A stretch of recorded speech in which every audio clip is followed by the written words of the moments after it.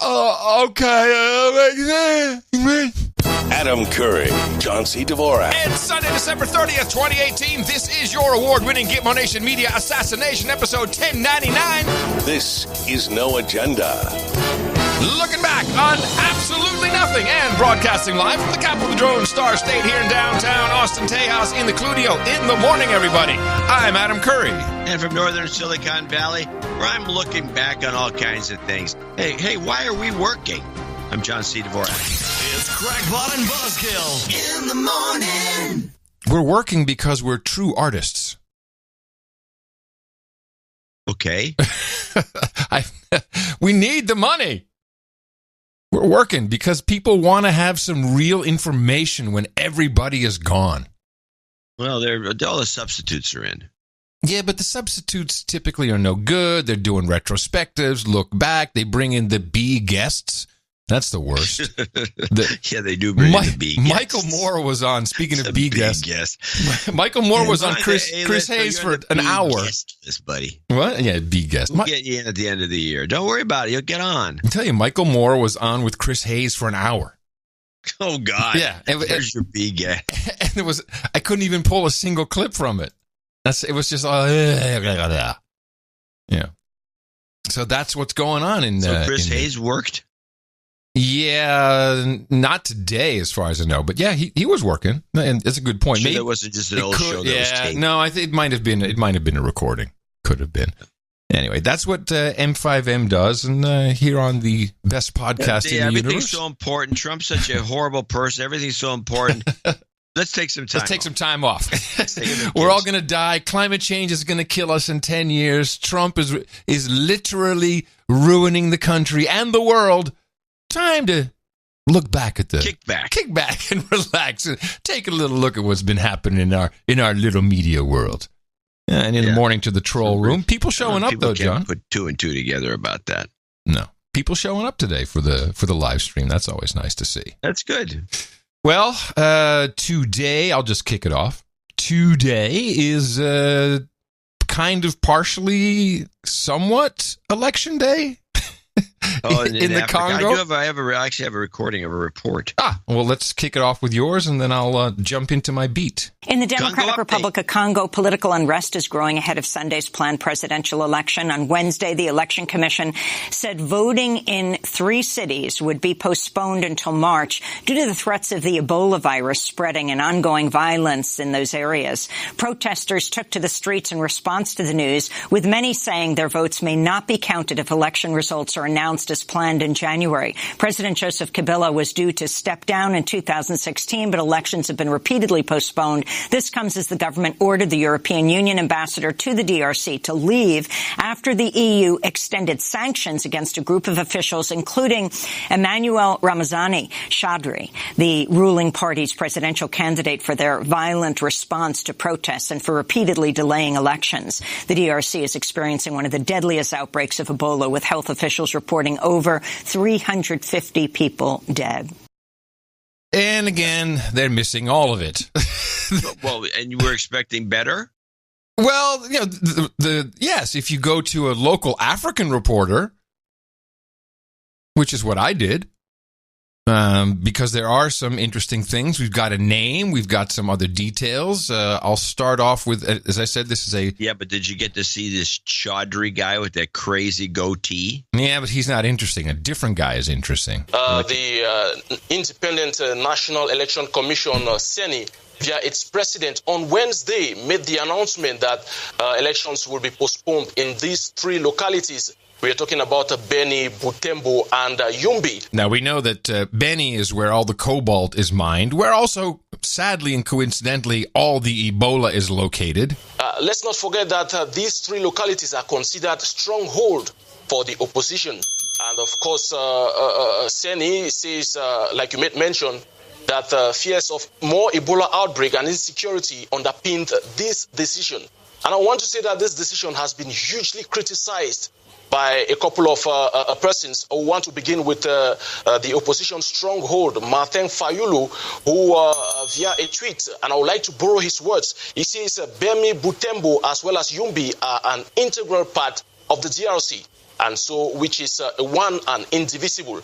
And to that effect, the opposition leader has called for a death day, otherwise called in French, Ville Morte, today, the 28th of December, out there in the DRC. So Martin Fayulu... Hold on a second. Mm-hmm. I don't understand this. If the stronghold is all the opposition, why isn't Amy Goodman and her communists pointing this out? Her communists. Well, she actually would have a good time if she did 3 seconds of research. Martin Fayulu, who has been picked as the opposition, and again, it's the opposition strongholds where the voting has been postponed. And she did point out that they're going to announce the winners in January, despite the voting in March. Who gives a crap? It's a total. Nobody cares. Nobody cares what they're doing. What's his name here? Fayulu. Are you ready for this? There's a couple things they have in the Democratic Republic of Congo. They have diamonds, gold, cobalt, which we'll get to in a moment. Very important cobalt. I think 2/3 of the world's cobalt, which you need for your technology gadgets and really anything battery related. Well, this guy used to work for ExxonMobil. He's educated in America. He's a total oil guy. They just brought in an Exxon guy, and he is the one that's running. Listen to an AFP report. Outgoing President Joseph Kabila casts his vote in the election to choose his successor as head of the Democratic Republic of Congo. After 17 years of rule, Kabila is not allowed by the constitution to stand again, creating the prospect of the first ever democratic transfer of power in the former Belgian colony. Of the candidates to succeed him, Kabila's own choice, the country's former interior minister, is said to be trailing in opinion polls behind former ExxonMobil manager Martin Fayulu. The opposition accuses the government of failing to distribute the fruits of economic growth across the 85 million population. It also fears possible vote rigging.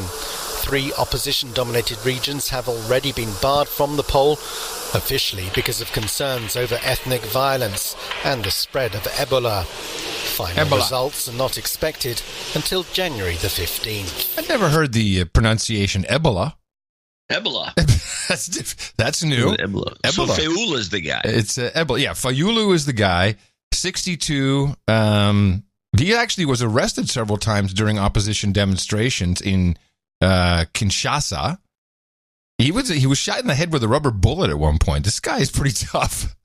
But he's a big-time oil executive. I think he owns a couple of hotels, and he's one of these elitists who has probably been hanging around for a while, and now it's his turn to go in and take over since this kind of sham government has been in power for 17 years.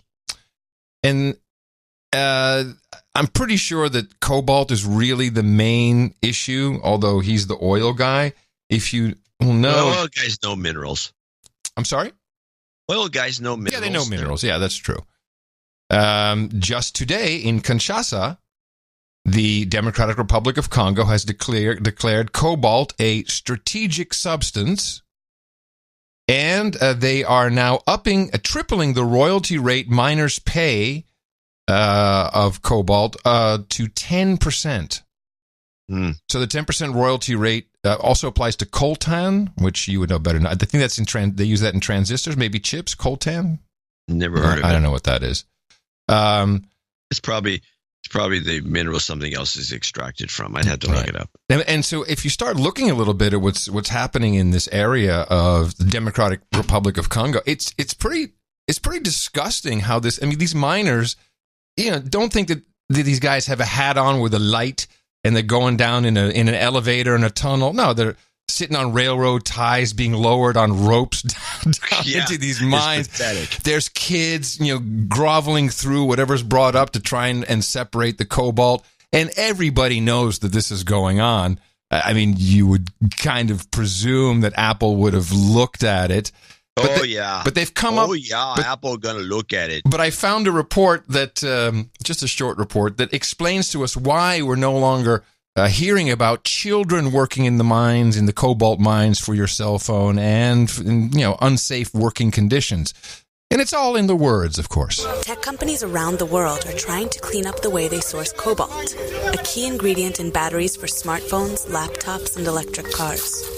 But conditions remain hazardous in the Democratic Republic of Congo, which is where about 2/3 of the world's cobalt is mined.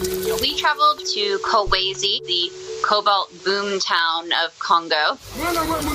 These guys are climbing into these holes, straddling railroad ties and hauling up tons of cobalt with makeshift rope and no proper safety equipment or support whatsoever.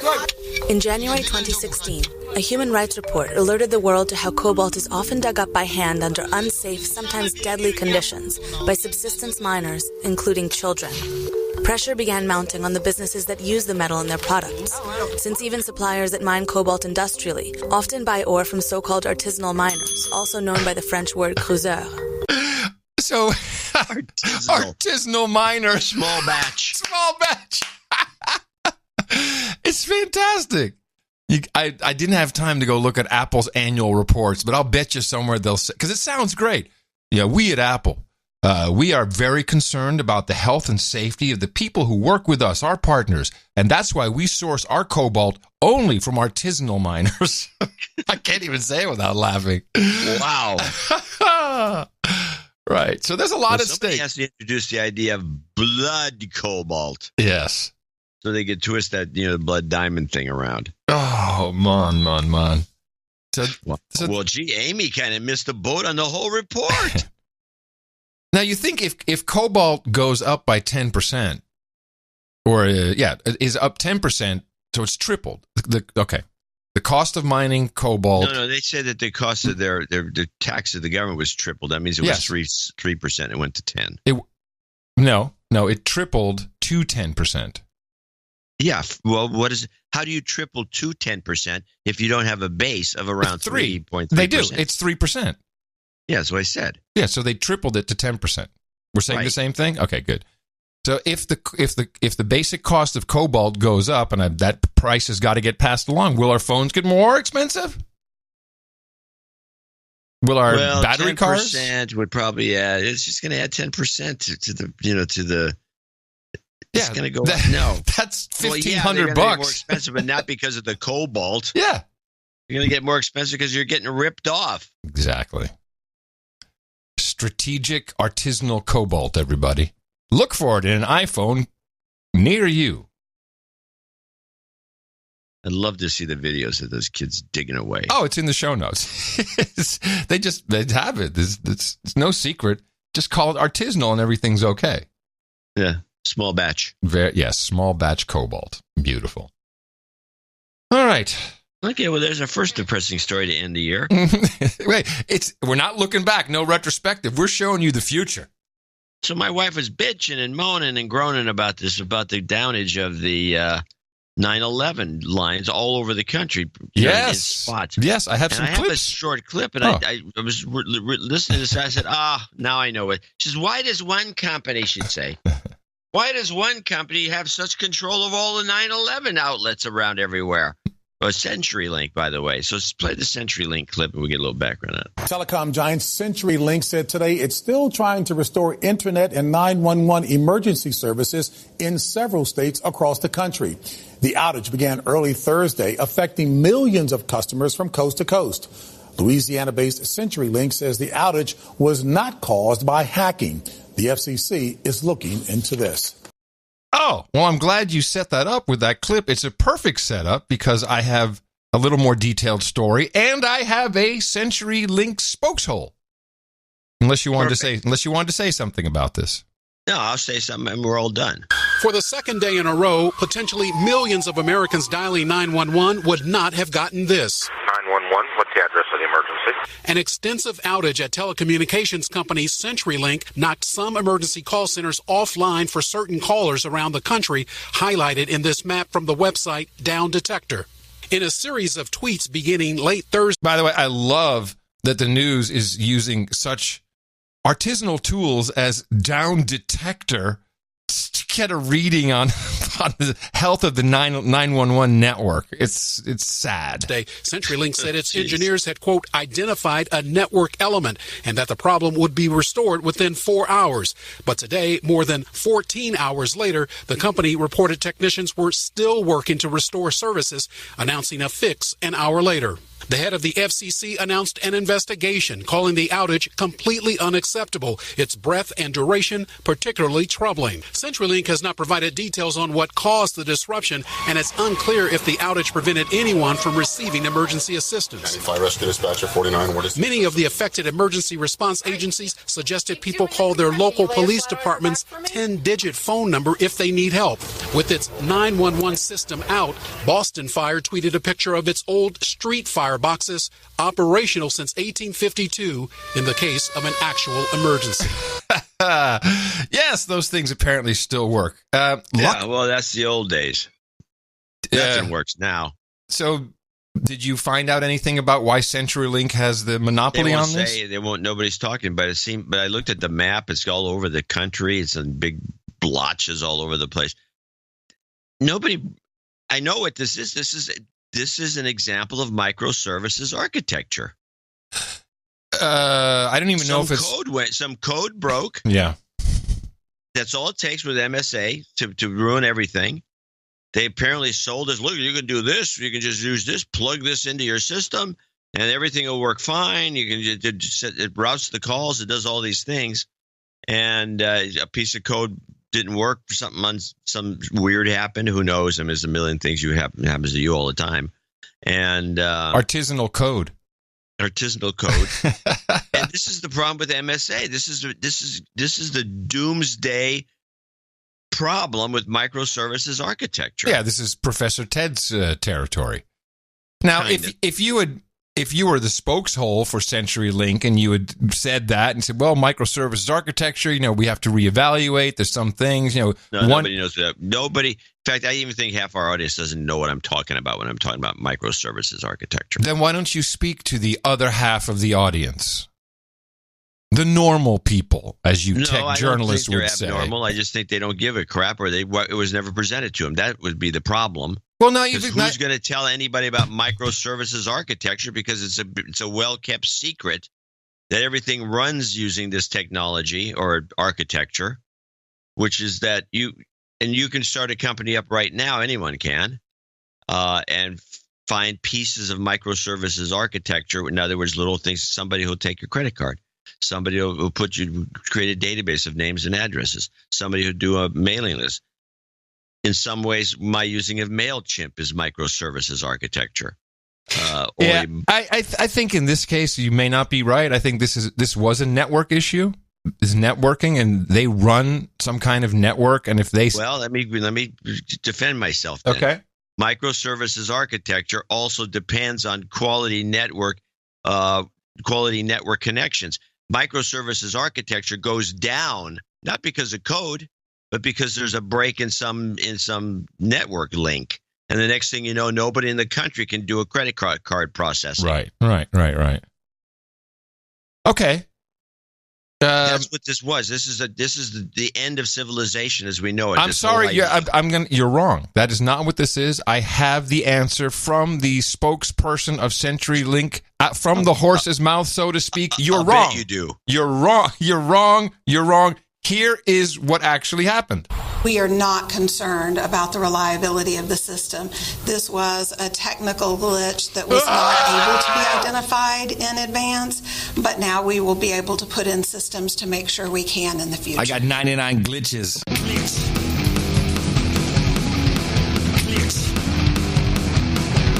It's just a glitch. And put a goatee on there, will you? I really despise this. And this was for journalists. This was a press conference statement. A glitch, everybody. And you know what all the press did? Would you look at the time? I'll find my story. Sounds good. Now it's about something that could actually hurt somebody. It's not acceptable. It's not acceptable reporting. It's not acceptable. I mean, do you still have the old Adam Curry pet peeve of the day clip? Adam C. Curry's pet peeve of the day. glitch. Glitch my ass, people. It's so unacceptable. And I was like, oh, okay. Put a time code down, Yeah, please. I think I have to. Oh, man. The point is that people should look into this. I didn't even know about it until maybe 4 or 5 years ago when I was explained the whole thing by the guys at one of the what's that patchy competitor? I can't think of their names. Ning? Nginx. Yeah, Ning. Nginx. Yes. Ning. Yeah, Nginx. They rely on it. They use it. I mean, everybody's doing it. This show relies on it, Joe. It's so much cheaper. We rely on it to some degree. We have some reliability on microservices architecture. We do. We use buckets from Amazon. Yeah. So that's part of it. You can't get around it because you could do it all in-house. Yeah. But you would be burdened, and it would cost more. Interplanetary file system is the future. IPFS. I used it. I did my feed, and it worked. People got the how many dozens of people got the feed that way? Oh, probably just about that. The ones who subscribed to it. Yeah. Well, it worked. I just put it on my laptop, and people were able to download it, and I had my laptop disconnected. It was fantastic. Anyway, digressing. This needs to stop.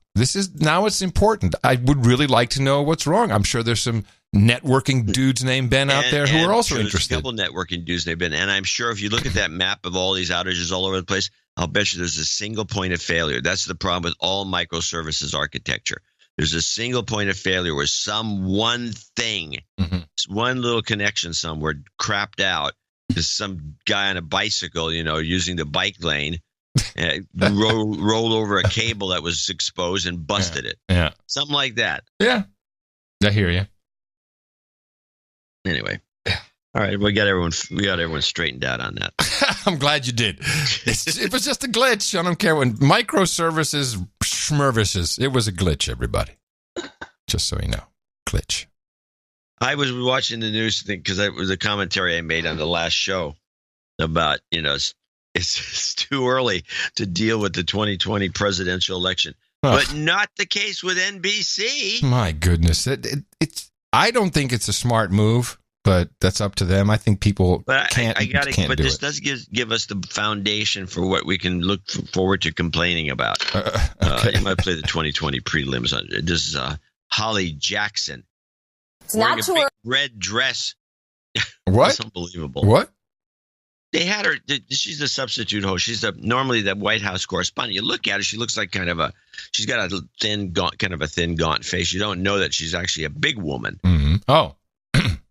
So she's a big woman, and they put her on and I don't mean any offense to that. There's a lot of big women. But they put her in an unflattering dress. But you don't put her in a red dress and make her stand up. Oh, jeez. Not too early to talk about 2020. Many potential Democratic candidates spent this holiday huddling with their families about a possible presidential run. And in some cases, even starting to look for staffers. NBC's Kelly O'Donnell explains. 'Tis the season for Democrats to decide. Over the holiday, I will make that decision with my family. During the holidays, I'm going to sit down and take a lot of stock. Ringing in the 2020 race. After the first of the year, it will be a family decision. The new year will usher in what is likely to be a gigantic field of Democratic challengers, competing for staff, resources, and voters' attention. I'm going to reflect on whether this is something that I should do. But all that thinking turns into action as early as January, some forming exploratory committees, formal announcements likely within a few months. The nomination is up for grabs from the most recognizable and experienced, like Joe Biden. It's all about Donald. It's not about anything else. Or Bernie Sanders wondering if he can capture lightning again. Based on my past. By the way, that was a very odd clip they threw in there of Joe Biden. Why would they do that? I mean, if Joe Biden is one of your guys, why would you make him sound like he's only focused on Trump? Is that truly what the Democratic voter wants? I found this whole package, which I believe Holly produced because she VO'd it. Shit. I'll wear the dress, but I have to produce the piece.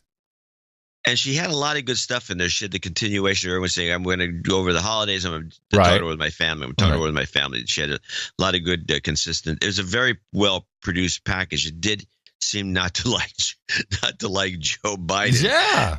Yeah, it's probably slant. Well, no, the package and everything on NBC is terribly slanted. Let me finish it up, and I want to hear the rest of it. Up for grabs from the most recognizable. Wait, stop. Since you're going to finish it up, go all the way. If you look at it from the perspective of a propaganda piece, I think the way it ends kind of gives us a little indication of what we're going to be witnessing in the upcoming. Okay, good. And experienced, like Joe Biden. It's all about Donald. It's not about anything else. Or Bernie Sanders wondering if he can capture lightning again. Based on my past, based on my ideas, that in fact I am the candidate that can defeat Trump. Or will Democrats make a generational shift? A USA Today Suffolk University poll finds 59% of Democrats and independents surveyed say they would be excited about someone entirely new. At least 6 senators could run for the first time. And you have to decide that you would be a good president, that you could bring the country together, that you would be able to beat Donald Trump. A November Senate defeat has not dampened buzz around Beto O'Rourke. Not to rule anything out and just to be open. While former Obama cabinet secretary Julian Castro has a date picked. On January 12th, I'm going to make an announcement about my plans. Of course, it's early and the path unpredictable, but the process is getting underway, with many of these potential candidates trying to position themselves in what will be a costly and competitive quest for the nomination. Democrats also have to decide among 3 cities where they will hold their nominating convention, and it will go fast. Iowa Democrats will be meeting to caucus in just about 400 days. Hallie? Almost here. Kelly O'Donnell in Washington. Kelly, thank you. So you think Beto? By the way, that was Kelly O'Donnell, not Holly, that did the report. Okay. So yeah, Beto. Huh. You know, it's coincidental. The keeper and I were out yesterday. We were looking for a place to move to in April, May timeframe. And so, we also went to some open houses of places we can't afford. But everywhere you go, South Austin in particular, the Beto signs are still up. One of our James, I think Fitzpatrick, I believe his last name. One of your Texas producers sent me a Beto sign from one of the big ones. Yeah. Oh, the really big one. They're cool. Well, not really big, but it was big. Yeah. No, but everyone has their yard signs still up. The yard signs are everywhere. Yeah. That's very interesting. I'm reminded of Pia Zadora. For some reason. And when the rain begins to fall. Yes, P.S. Adora. Let's talk about her. I interviewed her. Did you now? Yes. You tell me what did you think? Well, all I know is that she had a rich husband. Well, he has a rich wife who promoted because her dream was to be a superstar. Yes. And so he just spent a lot of money on her, getting her. Let me tell you exactly what he did. I think he's dead now. I think he's long gone. But Pia Zadora had manipulated her guy's money, and I want to say that they seem very much in love. So that's fine by me. To make this song, it was from they produced a movie and a soundtrack, and she did the soundtrack with Jermaine Jackson, which is like, you got a lot of money, but you didn't quite have Michael Jackson money, so we got Jermaine Jackson. And when the rain begins to fall from, now I'm doing this off the top of my head, something about the something in the alien. Now I got to know. P.S. Adora movie with the something in the alien. I'm going to go watch it now. No, you don't. Was it the Voyage of the Rock Aliens? So it was something like that. Man, she did a lot of movies. I mean, her husband paid for a lot of movies. Yeah, Voyage of the Rock Aliens, I believe it was. She was kind of a cutie. Yeah. Well, what did you think? You met her and talked to her. No, I didn't think. No, she was all right. She was very tiny, very, very tiny. Yeah, well, so is. But yeah, so your point is well made because Beto's wife is heiress to a large fortune, and her daddy-o probably still has some influence. But I was thinking about it, and while he seems kind of good on paper, white Obama, let's just call him that, he has just I like it. Wow. A white we can call him Wobama if you want to shorten it. I think we have a winner. Wobama. Yeah, he reminds you of it. I mean, how many reports have we not heard? Wow, very reminiscent of Obama. Okay, that's good. Yeah, no, he steals Obama's style. Wobama. Yes. He doesn't, well, I don't know if it's steal it or if it's just, there's lots of people. He studies it and steals Obama it. was influential. He's impressionable on young people like Wobama. Beto. Like little Wobama. Like little Beto. And I see that people dig that part. But he's much younger than Obama was. I think he's 10 years younger than Obama was when he ran. I don't know. I think so. And you just look at the guy and you can see him running. You can see him debating. But do you really see him running the country? I don't think any American sees that. They be like, he's just not, he doesn't have enough. But JFK was the same way, dude. It's the same way, man. Yeah, man. All right. JFK was like a young guy, and they didn't like him because he was good looking. I think if you were old enough to vote for JFK, then you can vote for Wobama. You can do whatever you want. I don't know. It would be great for the show. Well, it's going to be it's going to happen. I mean, they're going to run him. He's not going to get in through the primaries. Hillary's still going to come in and swoop in. As per your newsletter, I want you to reiterate this because it's important. Where we were hearing wall to wall Hillary up until about six weeks ago, she was everywhere. She was with the women in tech, the lesbians in tech, and I'm not making that up. It was the lesbians in tech conference. She's doing interviews everywhere. She's hamming it up. She's got her paperback version with a prologue, and then she starts this fateful tour, a 3-hour tour, and that apparently I don't even know if the tour has been canceled. No one's reporting on it other than no. This has not been canceled, and no one's reporting on it. Right. So what is? And there's material in there. Hell yes. So. If you don't mind, there's a lot of people who foolishly do not subscribe to the newsletter. I think it's good that you explain again just what's happening here. Well, to sum it up, Hillary's being blackballed by the media. Yes. And she has been left out when they talk about polls. Well, here's the newest poll says this, that, and the other thing.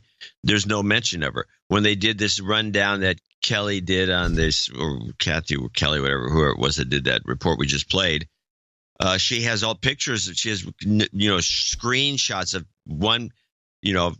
all the potential candidates from, including Amy Klobuchar, who they even have a sound bite of Amy Klobuchar talking about how she's thinking of running. Oh, geez.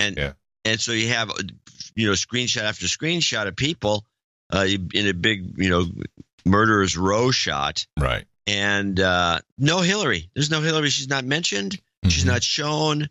She's been completely blackballed. When they do polls, she'll show up in the poll, but they will leave her out when they present it to the public. So what do you think her strategy will be? She's not taking this lying down. I mean, she's clearly lying in wait. She's No. This is not going to happen with her. Yeah. She is going to she's taking names for starters. Right. I think what she's going to do is lay in wait, and she knows she's been through this enough. She lost to Obama, and then she lost to Trump, and so she's she ain't going to lose to Beto. No, she's not going to lose to Beto. But what she's going to do, she knows the ropes enough now, and she still has the same people, that she's going to lay in wait and let these guys, kill each other off, and she's going to come in late. She's going to swoop in. Risky strategy. But she'll have to wait for some. It's not as risky as you think if you consider the field being so big and everybody wanting to run. Yeah. I mean, we're talking 40 people. I know, but the media is strong. I mean, she clearly doesn't have CNN on her side. MSNBC seems to have waned. I mean, she counting on Fox News, the Democrats at Fox News, to help her? No, she's counting on the news cycle to help her. You know, when she swoops in, it'll be like a big deal. And what can she win again? It becomes a center of attention. She won't have any trouble getting ink. I'm just wondering what the catalyst will be. I'm not disagreeing with the strategy, although I don't know. She's nuts. She really thinks she can do this. And maybe she can. I don't know. Maybe the numbers do add up against her, but I don't think we'll see a repeat of Trump-Clinton. Just doesn't sound right. It doesn't sound right to me either. No. But this is, I think, going to be what she tries to do, and I think she could pull it off. It's not even going to be a Trump in 2020. He's going to jail. He's going to jail, I tell you. Impeachment imminent. That's all I see on television. Yeah, it's imminent, and the people any minute. And it's not, as the New York Times said, the worst offender, by the way. Any minute now. The New York Times says a big op-ed. It's not if he's going to be impeached. It's when. It's when. Yes. Well, just on that for a second. I guess somewhere right after Christmas, a report came out that there was a Prague ping from Michael Cohen's cell phone, which would mean he lied and that he was in Prague colluding with the Russians. And this report came from McClatchy, which I don't know why, but I think I know the name, but everyone seems to be saying this is a very reputable outfit. Tell me who McClatchy is. It's one of the old syndicates. It's very it's very established, not some newbie. It's not like the whatever you pointed out earlier about the downtime.com or whatever it is.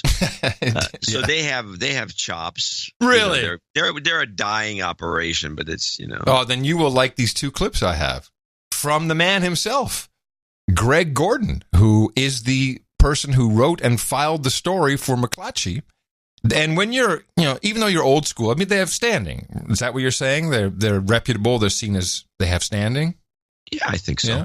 Well, so the best they could do is get on the Joy Reid show for some reason over at MSNBC. Well, the standing is it doesn't include having a good agent. Oh, well, they definitely need an upgrade in agent. And the question is, who exactly were your sources? Now, it's okay. I guess we're in the era of everything is anonymous sources. People. Well, I can imagine seeing some of these old school operations having to stoop to new age tactics to get some airtime because they can't do it with their legitimate reporting. That's a possibility. Do you have any idea about their sources? Have you heard any? No, I don't even know this story.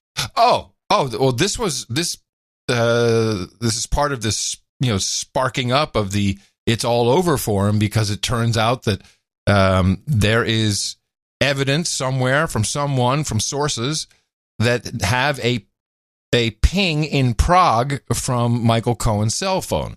So that would have to be the NSA that found that, or the station chief from the CIA that was monitoring something or other. I don't know. It sounds sketchy. Well, let's listen to McClatchy defend his reporting, or Greg Gordon from McClatchy defend the reporting and the sources. If there are intercepts that put Michael Cohen's cell phone in Prague, one would think those would be fairly specific.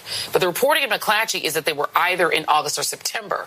How would they not be more specific if these are actual intercepts that show the phone pings? I think they are more specific, but unfortunately we weren't able to pry that out of our sources who were getting information from foreign intelligence agencies. This is a counterintelligence investigation, closely held. Did your sources see the intercepts for themselves, or are they passing along information from other people? Some of the sources have government sources, and some of the sources are... Hey, I got government sources. Are people who have told us that they have trusted intelligence type sources that they get information from. We don't know the specifics, but we have used these sources on many subjects, and they have been very accurate. I'd say they're not only stooping to the modern tactics, I'd say he's holding his ankles. He's so stooped over. So, that sounds a lot like... I would find this to be very sketchy. And then he started off by saying that the sources were foreign intelligence sources. Yes, he not did. Not our boys, not the NSA, CIA. No. It gets better. So, that sounds a lot like the Steele dossier. I reread the Steele dossier today. I told you that today. Because listen to him laugh as she basically rubs it in his face. I'll give her a point for that, saying, this kind of sounds like the Steele dossier. And he just cracks up laughing. So, that sounds a lot like the Steele dossier. I reread the Steele dossier today. I told you that today. Because the reality... What the hell is it? Why?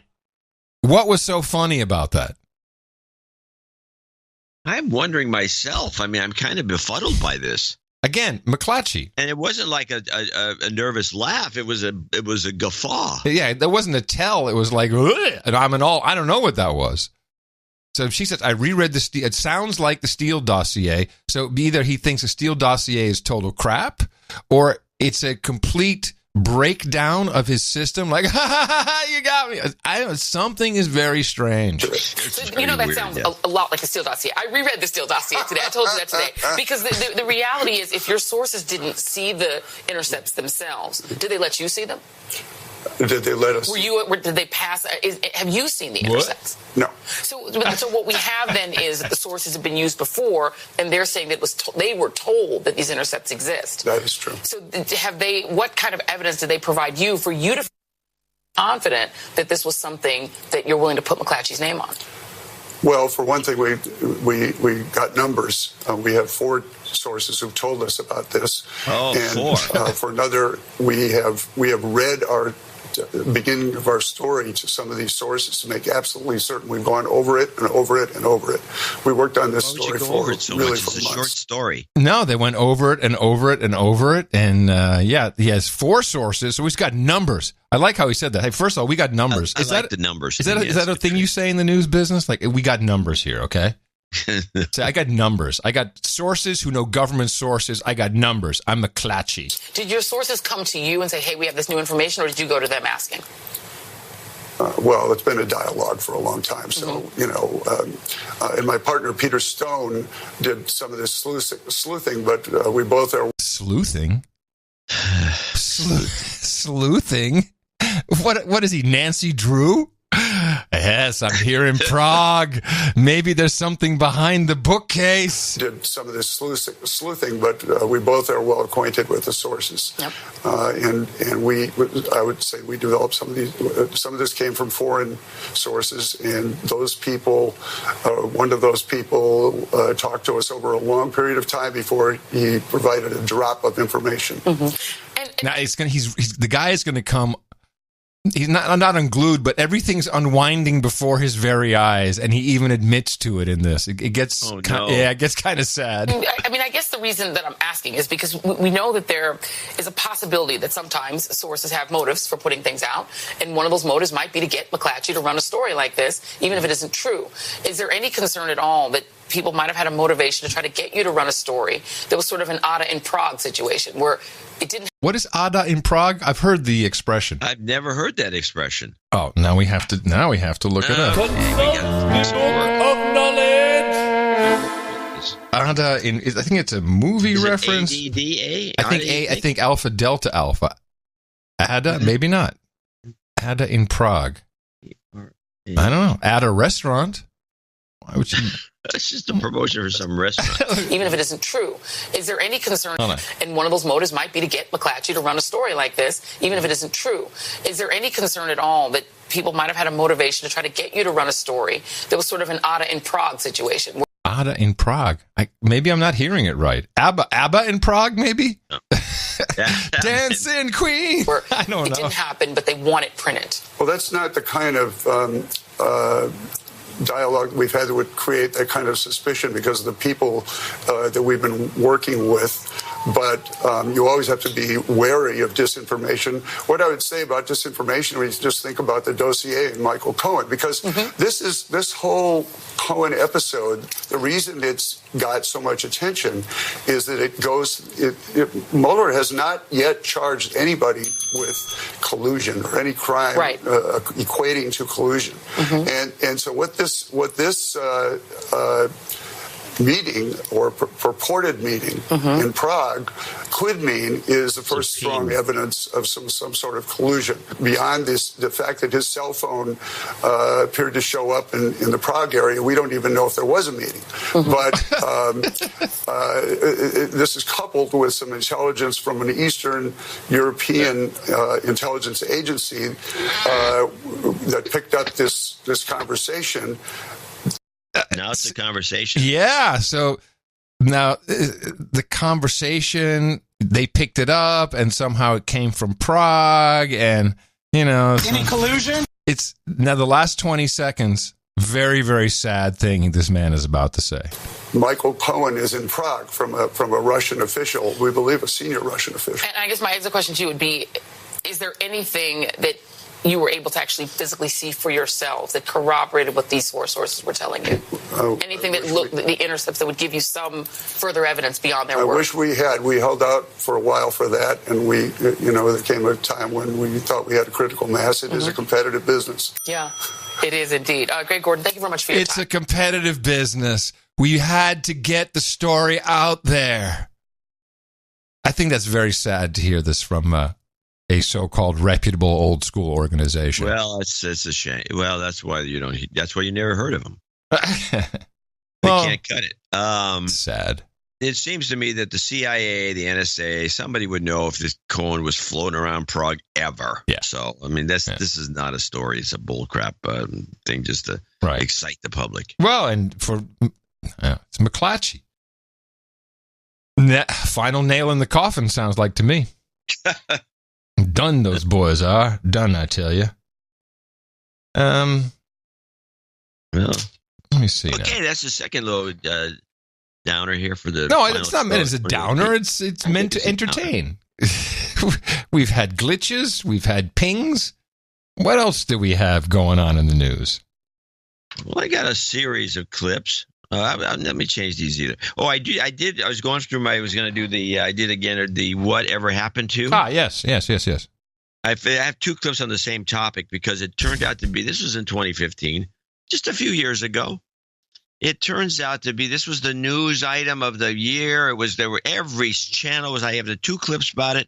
It was going on and on. Everyone was just up in arms and everyone was in a tizzy over this whatever happened to story. And I have the PBS version and I have the ABC teaser on this thing. Let's start with the teaser. The eye-opening new cancer warning. Hot dogs, processed meat, and bacon now put in the same category as cigarettes and asbestos. Whatever happened to that story? Whatever. That's a good... asbestos. So let's listen to the PBS report. This new report released today by the World Health Organization found that often beloved meats like sausage, bacon, ham, and hot dogs can cause certain types of cancer. Prior studies had established similar connections, but the WHO was the most prominent health organization to specifically say processed meats can cause cancer. It looked at more than 800 studies around the world. It also found that eating freshly prepared red meat like steak or pork or lamb probably can cause cancer as well. Now, is bacon processed? Well, it's cured. It's sliced up. It's not really processed. Yeah. Okay. Well, processed to them means anything other than just shooting the then animal. still on the pig. Raw. It's still on the pig. It's unprocessed bacon.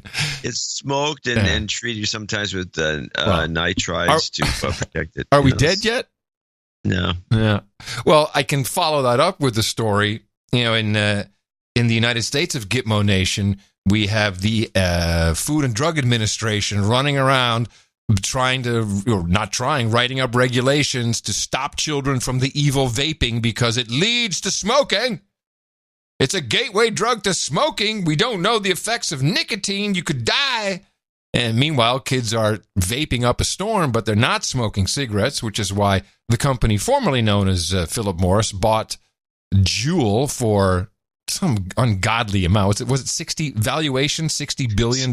Some crazy, yeah. And from real sales and real forward-looking stuff. So, that there's a very big future. In the UK, Gitmo Nation East, they haven't quite caught on to that. But did they no longer have, I thought Philip Morris wasn't that British? originally or at some point? Do they not? Do they no longer have a stake in cigarettes, in tobacco products? The UK? Of course, I think they do. I don't think they do. I wonder if the UK has any relation to tobacco anymore, because the Public Health England, which is the government's public health propaganda arm, has launched a campaign to show. Well, I'll play the. Let me just hold on. Philip Morris. I'm looking on their wiki page. They are they're still in tobacco. They were founded in 1847. Their headquarters in New York. They're not a British company. I thought they were. You had British American Tobacco. There was a number of companies there was a lot. Of them. Anyway, they won't if they do, because they're really trying to get rid of cigarettes, and they're doing it by showing the kids vaping is good. And what we are going to do is we are going to have one bell jar set up to smoke the average number of cigarettes smoked by a smoker each month. And then we have another. I'm going to tell you, I need to give you some visual aids here. So they have 3 bell jars with cotton balls in them. One is the control bell jar, which just has cotton balls, just air. Then they have one with a vape stuck on the top, and they have one with a cigarette holder. And they drew in the equivalent amount of cigarette smoke and vaporizer, condensation, as to a month's worth of smoking each product. And I'll say smoking in... a month's worth of nicotine in one puff? No, a month's worth. It's not the nicotine. A month's worth of whatever you puff from a cigarette, a month's worth of from whatever you puff from a vape, and then just nothing, plain old air with the same, just the control jar. The bell jar through which we draw vapor from an e-cigarette for the same amount of time. And then, as a control condition, we have clear air to demonstrate not smoking or vaping. So let's see what's going to happen. Here is the bell jar with cigarette smoke. I mean, it just is so revolting.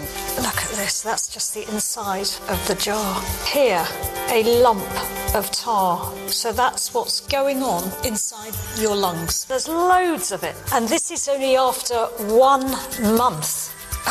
So now let's have a look at the e-cigarette. Let's just see. A little bit of vapour. That's the only one that's really got much in the way of colour. Just feels wet. My research shows that e-cigarettes are significantly less harmful than cigarettes. A big reason for this is the tar, which you can see here, which is not produced by e-cigarettes, but produced by cigarettes, which are linked to diseases such as heart disease, stroke, and cancer. Well, there are 6 million smokers in England, and we think about 500,000 of them will try and stop smoking in January. The best thing a smoker can do for their health is to stop smoking, but don't try and do it on your own. We ask people to search Smoke Free and get some help so that they can be more successful in quitting smoking. So I don't know, but to me it sounded like they were telling the kids vaping is good. Well, it doesn't produce a lump of tar. No, it the doesn't. Size of a baseball. It doesn't, and there was zero talk of nicotine. Nicotine is not the issue. The tar and whatever other cancerous crap. Nicotine is the addictive issue. So they say. Tar's not. No one's addicted to tar. Hey, I've become a roofer. No, right. But yeah, exactly. So, but you get the point. It's like someone's not on board. They're of course, this is what these guys do. They've been in the business of. These guys must be beside themselves when they were banned from advertising. They owned one of the NASCAR races. They were advertising on TV. They had Ronald Reagan smoking Chesterfield. Do you remember Johnny Player Special?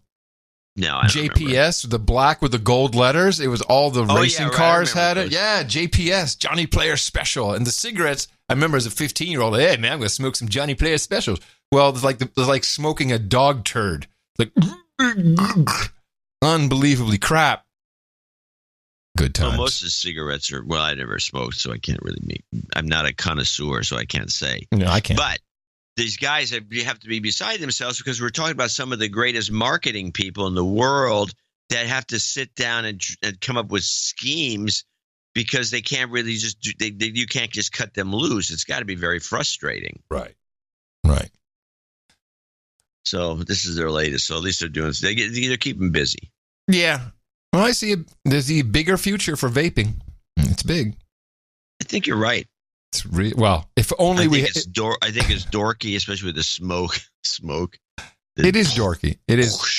It's not smoke. I know it's vapor. But my favorite is guys with those souped up things. They fill a room. You know, there's vapor. But the vape goes. It dissipates pretty quickly. Yeah, but it's But I do remember going to visit Dexter. I remember visiting Dexter at the vape conference in Dallas a couple of years back, and the whole hall was just one cloud. It was just hanging there. It's smelling of like popcorn and cotton candy. God, and sick. It's just, I'm not a big fan of the cotton candy. Where was this event? In Dallas. It was big. It was at the convention center. A lot of people vaping. That's when I got the hoverboard. Remember? Oh, yeah. Whatever happened to that thing? Yeah, I gave it away. It's a flying bomb, man. You don't want to be on that thing. The battery. Just waiting for the battery to ignite in my house. I don't need that. All right. Yesterday, I saw some guy go by on a one-wheel Segway. Yeah. Yeah, between his legs? Well, yeah, but you ride it like a skateboard, so you're sideways. It's between your legs, but you're sideways, and the wheel is parallel to the skateboard. Yeah, that's all we need. More of that. Yeah, I was thinking about the dockless mobility, which is what we're talking about. And here's what I don't know. So the companies that are big in this are Uber and Lyft, and they've purchased pieces of the big front runners, Bird and Lime. And knowing that the Uber model itself only is working because they're severely undercutting the actual price they're selling rides below cost in most cases, unless I use the app I used to use on my phone. They go, it's Curry, just do times 5, because that's how they price their rides. Tina will use an app and she'll get the same ride for less. Same with Airbnb and all that stuff. But they're really not making any money on any rides. I think they're losing about $1 billion a quarter. And the reason they're still around is because they've been able to get some new group of idiots for the fifth round of investment to put money in, so they can keep it is a bit like a Ponzi scheme, or at least it's a scheme where they just need to keep pumping money in to keep afloat. Do you agree with this assessment? Because I want to make sure I'm seeing it right. Because No, I don't. You think they're making money? You think they're profitable? There are reports around that float around the investment community that show that you can, if you set up one of these bullcrap operations, you're in the black within 60 days. Wait, and I'm talking about cars first, not about the bikes. I'm talking about the cars. Oh, I don't know anything about the financing of that. That's where they're losing $1 billion a quarter, is my understanding. Oh, it could be. So they've bought into this, what you believe is a profitable, or you've heard can be a money-making operation. But I'm just going to go, whatever happened to, or whatever happened to. We had the big bike sharing startups in China. It was exactly the same thing. They had $2 billion initially in venture. Then 18 months they started to really catch fire, and then more people came in, and then more money, and they started to acquire each other, and then they had an IPO. One of them raised $4 billion in IPO, and now these companies are all done, broke. There's huge mountains of these bikes that are just piled up because they're out of business. They're not used. Give them to the homeless? I don't think they have homeless in China.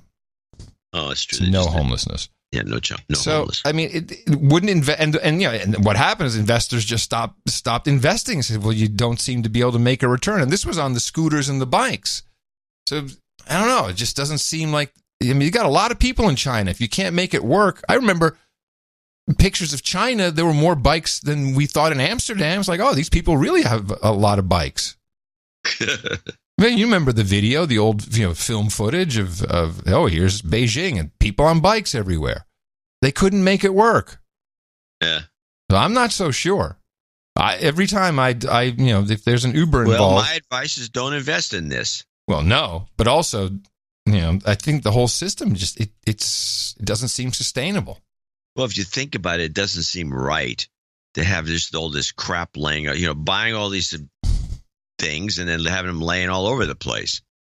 It just doesn't seem like I have come to pick them up and charge them. Yeah. Yeah, it's expensive. It's expensive. GPS, that's got to cost money. And, now downtown Austin, they have a new problem. Whenever one of these bikes or these scooters is parked in the middle of the sidewalk, there seems to be someone going around and putting his boot and bending the disc brake on the back. There's a disc brake on the back? Yeah. Exposed disc brake, very thin. And it's apparently, if you put your boot on it while it's lying down, you can bend it and then the wheel won't go, rendering the whole thing inoperable. Someone is doing that in downtown. Some vandal is doing that. I have no idea. And I bet you the police aren't interested in catching him either. No. We have other things to do, sir. Yes. I'm not sure what. We got to go protect the ground for the soccer stadium. Make sure no one's peeing on it.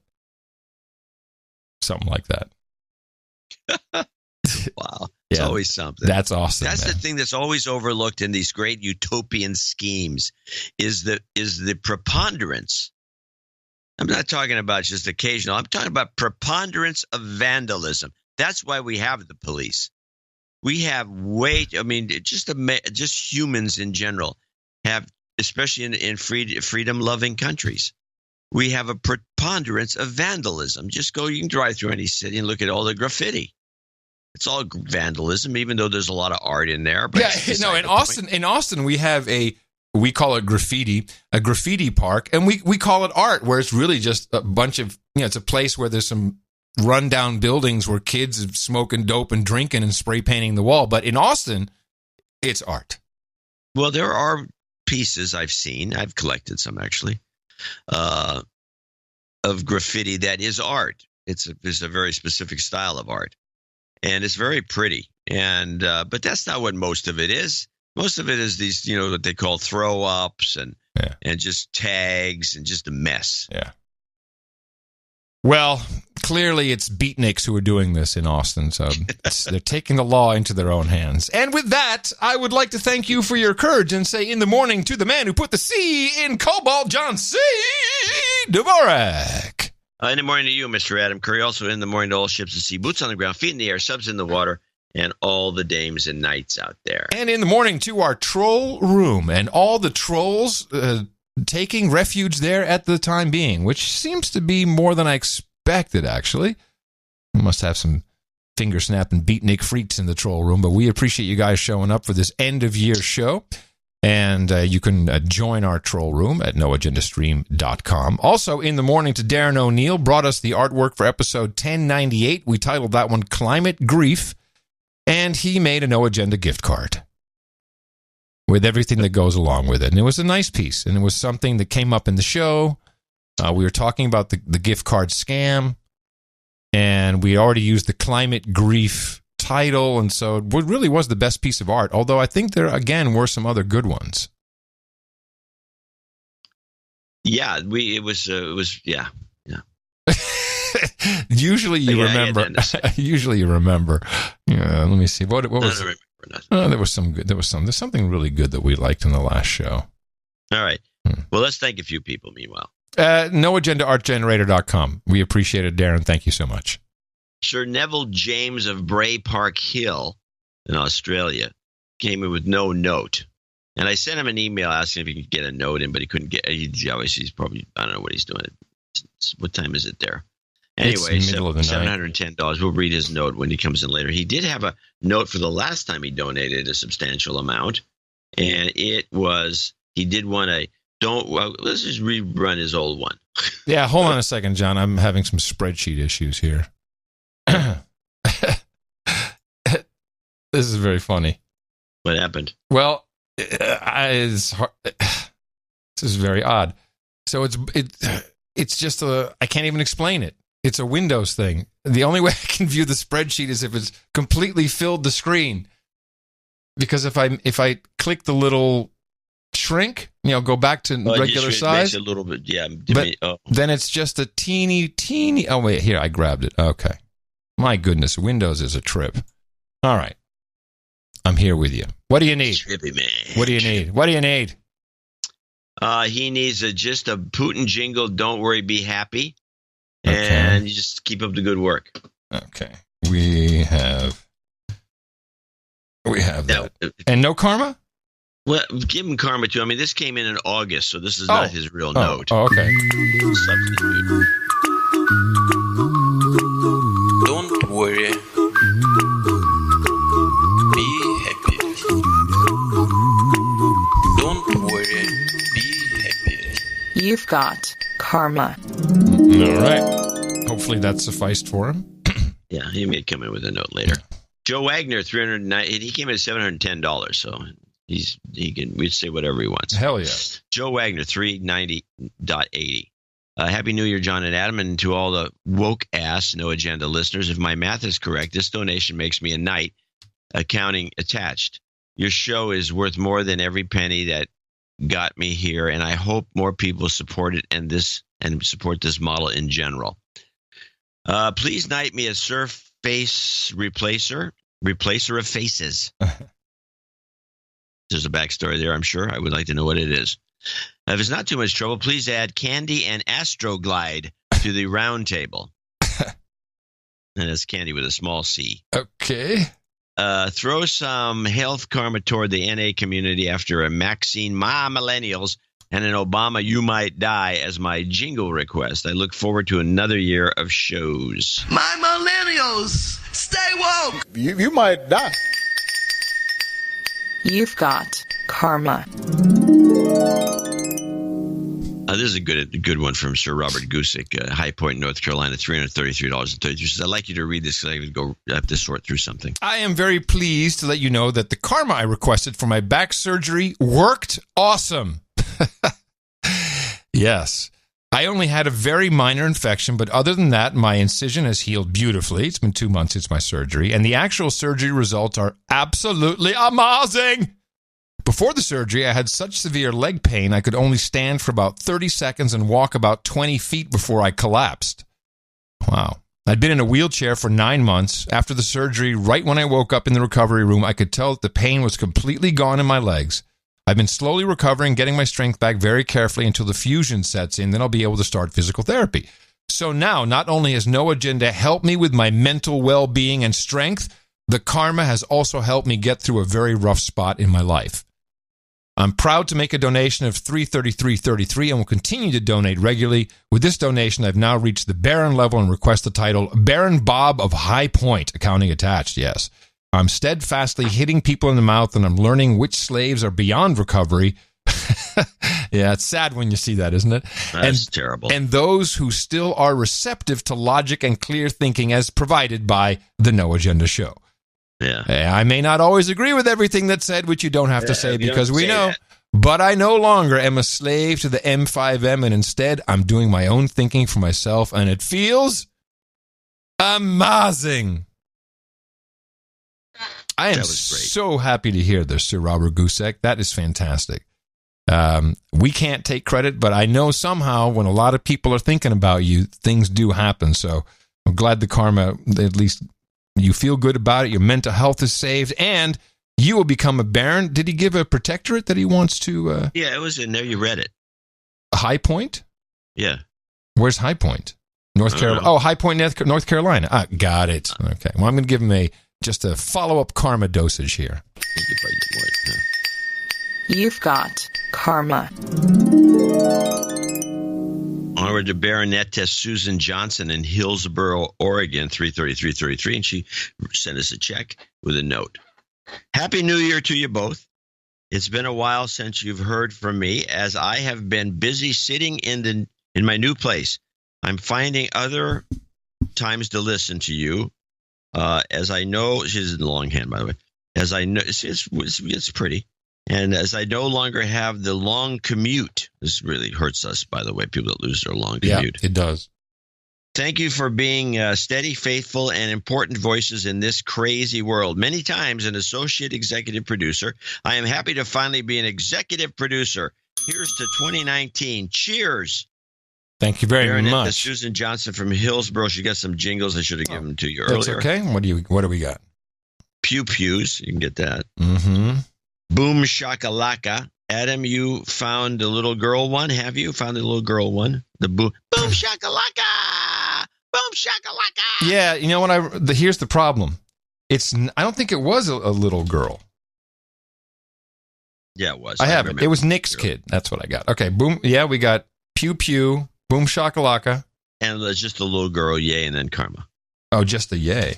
Huh. Yeah, just a yay. Okay. Yay. Well, all right, we'll do that. Boom shakalaka. Boom shakalaka. Yay! You've got karma. You found it. Mm-hmm. I did. And that is a little girl. It's the new search thing. It's everything. It's what it's called. Yeah, play that again. I just like that one. You haven't played it for so long. Which one? The little girl yay? Yeah. Yeah, sure. Yay! No, not that. I mean the boom shakalaka. What was I thinking? Oh, the boom shakalaka. Yeah, okay. Okay. Yeah, hold on. Here it is. I can play it for you. Boom shakalaka. Boom shakalaka. Give me a little boy. I do have something I want to interrupt. I have when I was going through this whatever happened to, I ran into an old ISO that I don't think we played for years and years, and I don't even know if we ever played it at all. But it's hands clapping thumbs up. Hands clapping thumbs up. Yes, we definitely played that. It's a good one. It's a classic. It's a classic. Hands clapping thumbs up. What was that from again? It was. I think it was from a screen reader that was looking at emojis or emoticons. Could be. Yeah. Yes. Hands clap. Yes, you're right. Hands clapping thumbs up. Yeah, that would be the emoji read. Yeah. Sir Roderick Velo in Amsterdam. Well, here we go. 255.55. Wow. Our sister podcast over there in Gitmo Nation Lowlands, TPO. In the morning, John and Adam, my level of year-end donation for the best. Actually, can you read this one using your Dutch voice? I don't want to insult our royalty, our peerage, Sir Roderick Velo. Velo wouldn't probably think it's funny. No. For the best podcast in the universe, thanks for the sometimes hilarious deconstruction work and your valuable and funny insights twice a week. I heard you in show 1098 about nuclear as an ignored exit toward less CO2. A very clear voice on this matter is the American author-activist Michael Schellenberger. He explains the fear propaganda and his pro-nuke views in a great TED Talk. Oh. We don't like TED Talks. I don't. Yeah, but and he says in an interview he did with him in Amsterdam. Okay. So he's got a link which we'll put in the show notes. Have a great 2019 with all of us. Yes, thank you, Sir Roderick Velo, and definitely if you're in the Lowlands, check out the TPO podcast. And I will take a look at this interview. I'm looking forward to it. And thank you for your support of the show. You guys have been great. Sir Finch, as an associate executive producer, $234.56. Thank you for the excellent year of shows in 2018, some of which is your best work. Wishing you both a happy, healthy, and prosperous New Year. Need some P Club karma, please. Okay. Sir Finch. Not sure what it is, but I'll load it up. You've got karma. 233.33 from Rochester, New York comes Sir Carl with a K. Your friends over here at Who Are, it reminds me of the cake. Somebody puts, please put happy birthday Carl with a K. And you get the cake back, and it's written out, happy birthday, Carl, with a K. Yes. Yeah, we've seen these. That happens all Please the time. put a USB stick on it. Yeah. Your friends over here at Who Are These Podcasts are still listening to every episode. This is one of the Who Are Your Podcasts, or Who Are These Podcasts, which is really, really, really, I think it's a very interesting podcast to listen to, especially when they go after someone. And who does this podcast? These guys, they do this. It's called we were highlighted. Oh, that's right. I think you were talking about this. People should look it up. Is Who Are These Podcasts? And it's a podcast review. It's a podcast review, Excellent. Which is something that I hinted at doing, and it didn't seem like it was going to work out. No. Because we really have nothing good to say about anything. That was the problem. The problem, it sounded like two podcasters making fun of podcasters. Two old white podcast douches. Yeah, no good. Yeah, it wasn't going to work. No. So these guys have taken the role And they sound like the douches instead of us. But I'm telling you, it's definitely worth listening to. Okay. Yes. Some of it's quite hilarious. Anyway, keep up the good work. I like to hear chemtrails followed by don't be a denier. The science is in. Thanks for all you do. Happy New Year. Sir Carl with a K.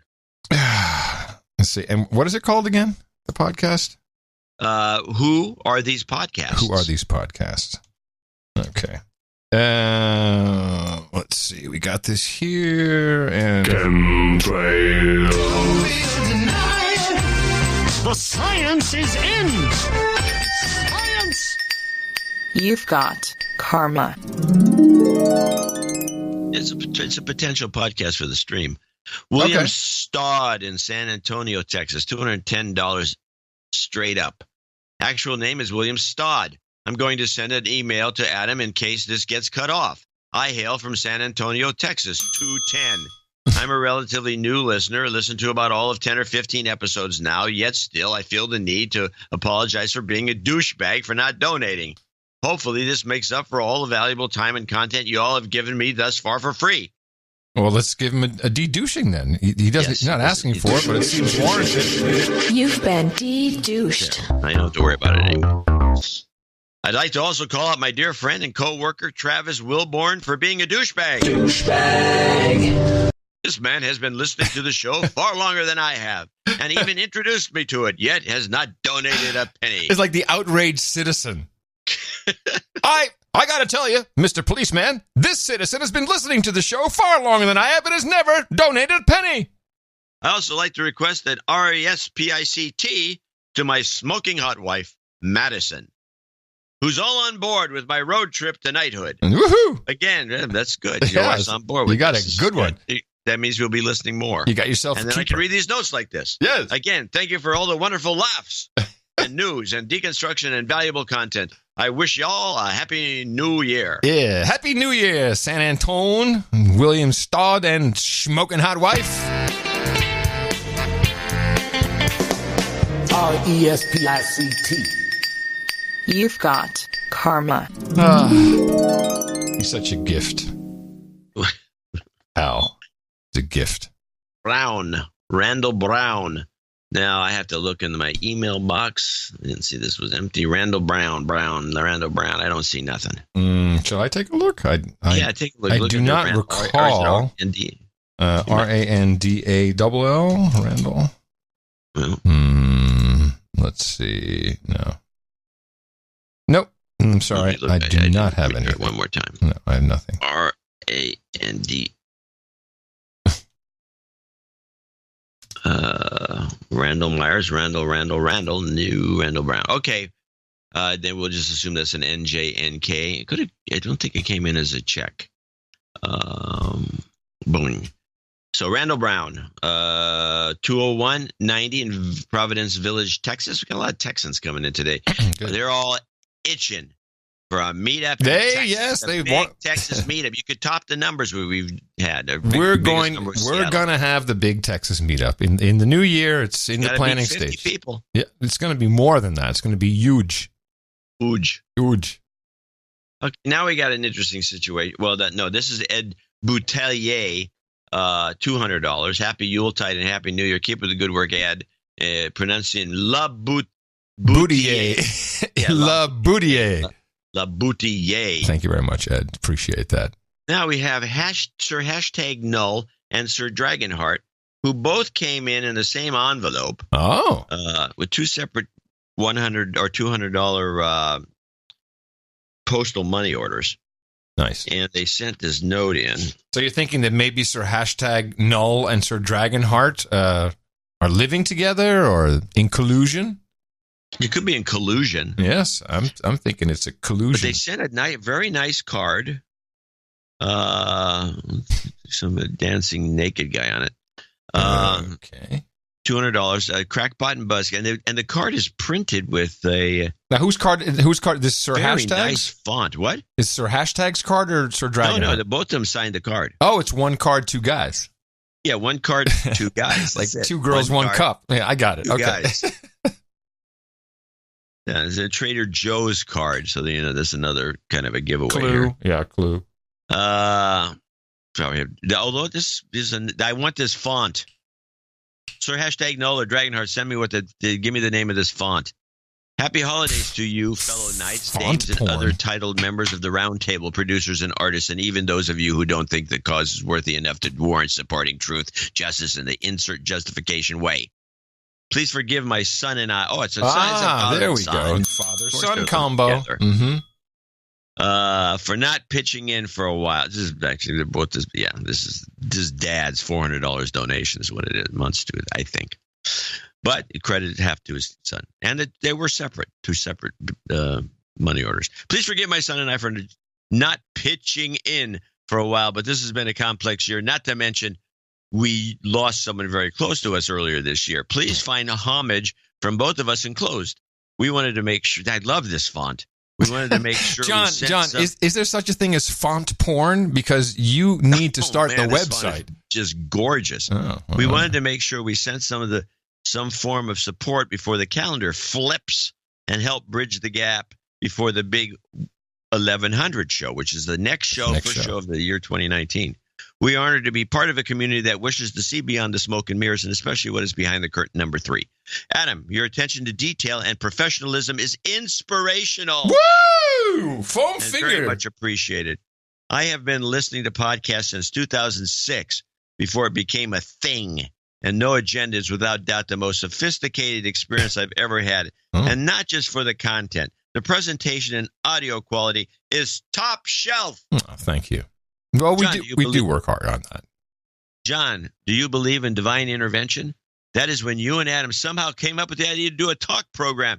And the metamorphosis is what we count on every week to keep sane in this padded world. As the elder statesman of the duo, your insight, wisdom, and broad-range knowledge really gives us a perspective that is definitely absent from the general media. Well, elder statesman, I like it. 20-year-old can beat them, including top of the list podcasts. Well, you do it with one arm behind your back. I mean, let's be honest. And dribbling too. Yeah. But pretty soon it's from my mouth. Make no mistake, folks. History is riddled with instances of information suppression and conflagration, which is why now, probably more than ever, we need a resource like No Agenda. Do your part to keep the lighthouse flame a-burning. Oh. Yours respectfully at the table. Respectfully. For #Null, Sir Dragonheart. No jingles, but we appreciate some karma. Well, you guys are getting some karma, and thank you for checking in again. Good to hear from you. And please send me this font as well. I'm all jacked about it. I'm getting all jitty with it. Thank you, guys. Really appreciate it. You've got karma. Sir #Null and Sir Dragonheart. Very nice. And is that it? That's our list? Is that it? I believe it's probably it. Yeah, it is. Well, that's our executive and associate executive producers for a show. 1099, the last show of 2018. Yes, and we thank so sincere. All of our executive and associate executive producers. These are the credits you want to have because you can put them anywhere. They help people in all kinds of situations. It also just sounds cool. Hey, I'm an executive producer for the No Agenda show. If only I could find an unknown for something I'm working on. I'm just saying, you should try it. And we'll be thanking more $50 and above in our second segment, the last donation segment of 2018. And you can support us for our show 1100, which should be coming up on Thursday. And do that at Dvorak.org/NA. Lots of hitting in the mouth over the holidays. You've got all the deconstruction. Now propagate. Our formula is this. We go out, we hit people in the mouth. Order! Boom shakalaka. Shut up, Yowza. All right. Listen, I got a question for you. Sure. Or anybody out there can explain to me why there is this obsession with Mumia Abu Jamal. What? Otherwise known as Wesley Cook. Free Mumia. You ever seen those stickers? You go into any like Philadelphia or Baltimore, you see these stickers on poles as free Mumia. No, I don't know. I don't know anything about this. Well, I know about it. Mumia Abu Jamal is who? He's a guy who shot a cop in Philadelphia and got life. And how long ago they've did been this trying happen? to get him out ever since. But I would challenge anybody to go to the wiki page and read about. First, let's play this clip. I got a clip on Here They Are Again, because Democracy Now! Would be one of these operations that would be trying to free Mumia. And those are some of the headlines. This is Democracy Now!, democracynow.org, The War and Peace Report. I'm Amy Goodman. We begin today's show with an update on a major development that could be the path to freedom for former Black Panther Mumia Abu-Jamal, the award-winning journalist who was convicted of the 1981 murder of Philadelphia police officer Daniel Faulkner, but has always maintained his innocence. On Thursday, a Philadelphia Common Pleas Court judge ruled Mumia Abu-Jamal can re-argue his appeal in the case before the Pennsylvania Supreme Court because then Chief Justice Ronald Castile failed to excuse himself from the case due to his prior role as Philadelphia District Attorney when Abu-Jamal was appealing his case. Abu-Jamal's lawyers argued that statements Castile made about people accused of killing police officers indicated he should have recused himself. They cited campaign speeches and letters he wrote that called for the death penalty in such cases. Abu-Jamal spent nearly 3 decades on death row before his sentence in the shooting death of Officer Daniel Faulkner was thrown out over flawed jury instructions. Prosecutors then agreed in 2011 to a sentence of life without parole.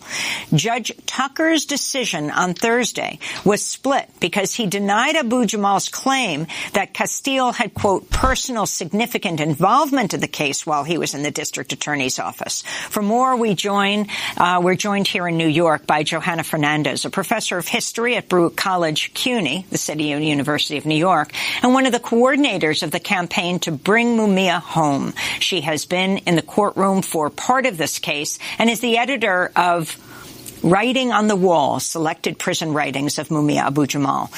Professor Fernandez, welcome back to Democracy Now! Can you talk about the significance of Thursday's ruling?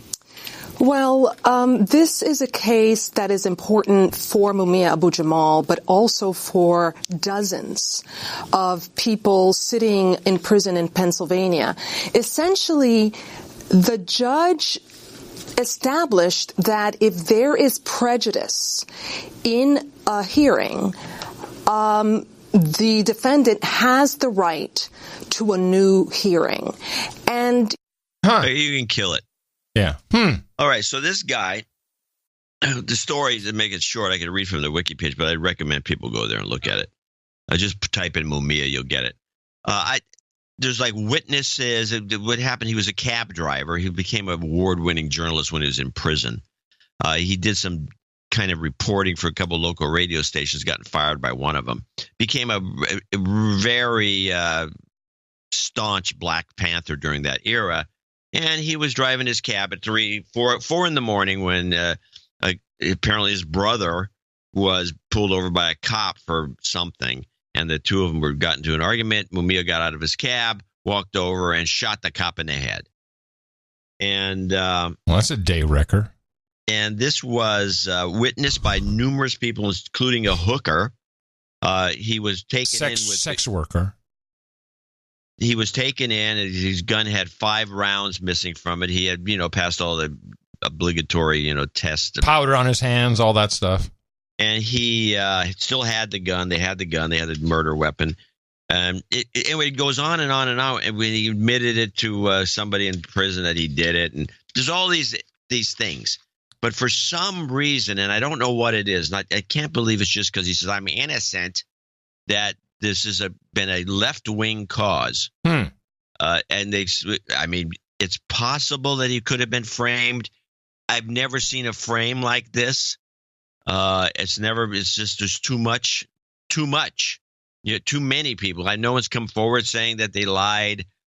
It's just outrageous. And this continues. This has gone on since the 70s. The guy's been in jail for 30 years. And the left wing keeps bringing it up as though it's some sort of a cause célèbre. And I don't even know why. I don't know why. Well, I can wager a guess as to why it's cropping up now.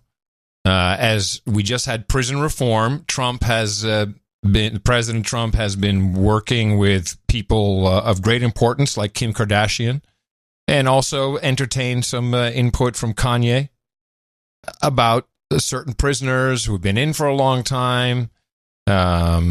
Maybe they're trying to hitch onto that bandwagon, just bring it back again. And maybe just to say, Trump, you hate Muslim-sounding people because you didn't help this guy. I mean, who knows? It could be that. It could be any number of things. Well, I don't think this guy's getting out.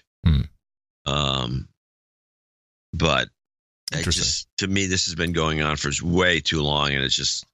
But yeah, maybe it explains why it's come back into the news at this point in time. Yeah, right now. But this has been continuous. Interesting. Yeah, we got lefties out there. Somebody can explain it to me. I looked up, and I don't want to hear, "Oh, he's innocent." He's not innocent. I looked up Mumia Abu-Jamal on the wikis, and I got, "Hi, reader in the U.S. It seems you use Wikipedia a lot. That's great. It's a little awkward to ask, but this Sunday we need your help. We depend on donations." Of course, I'll donate.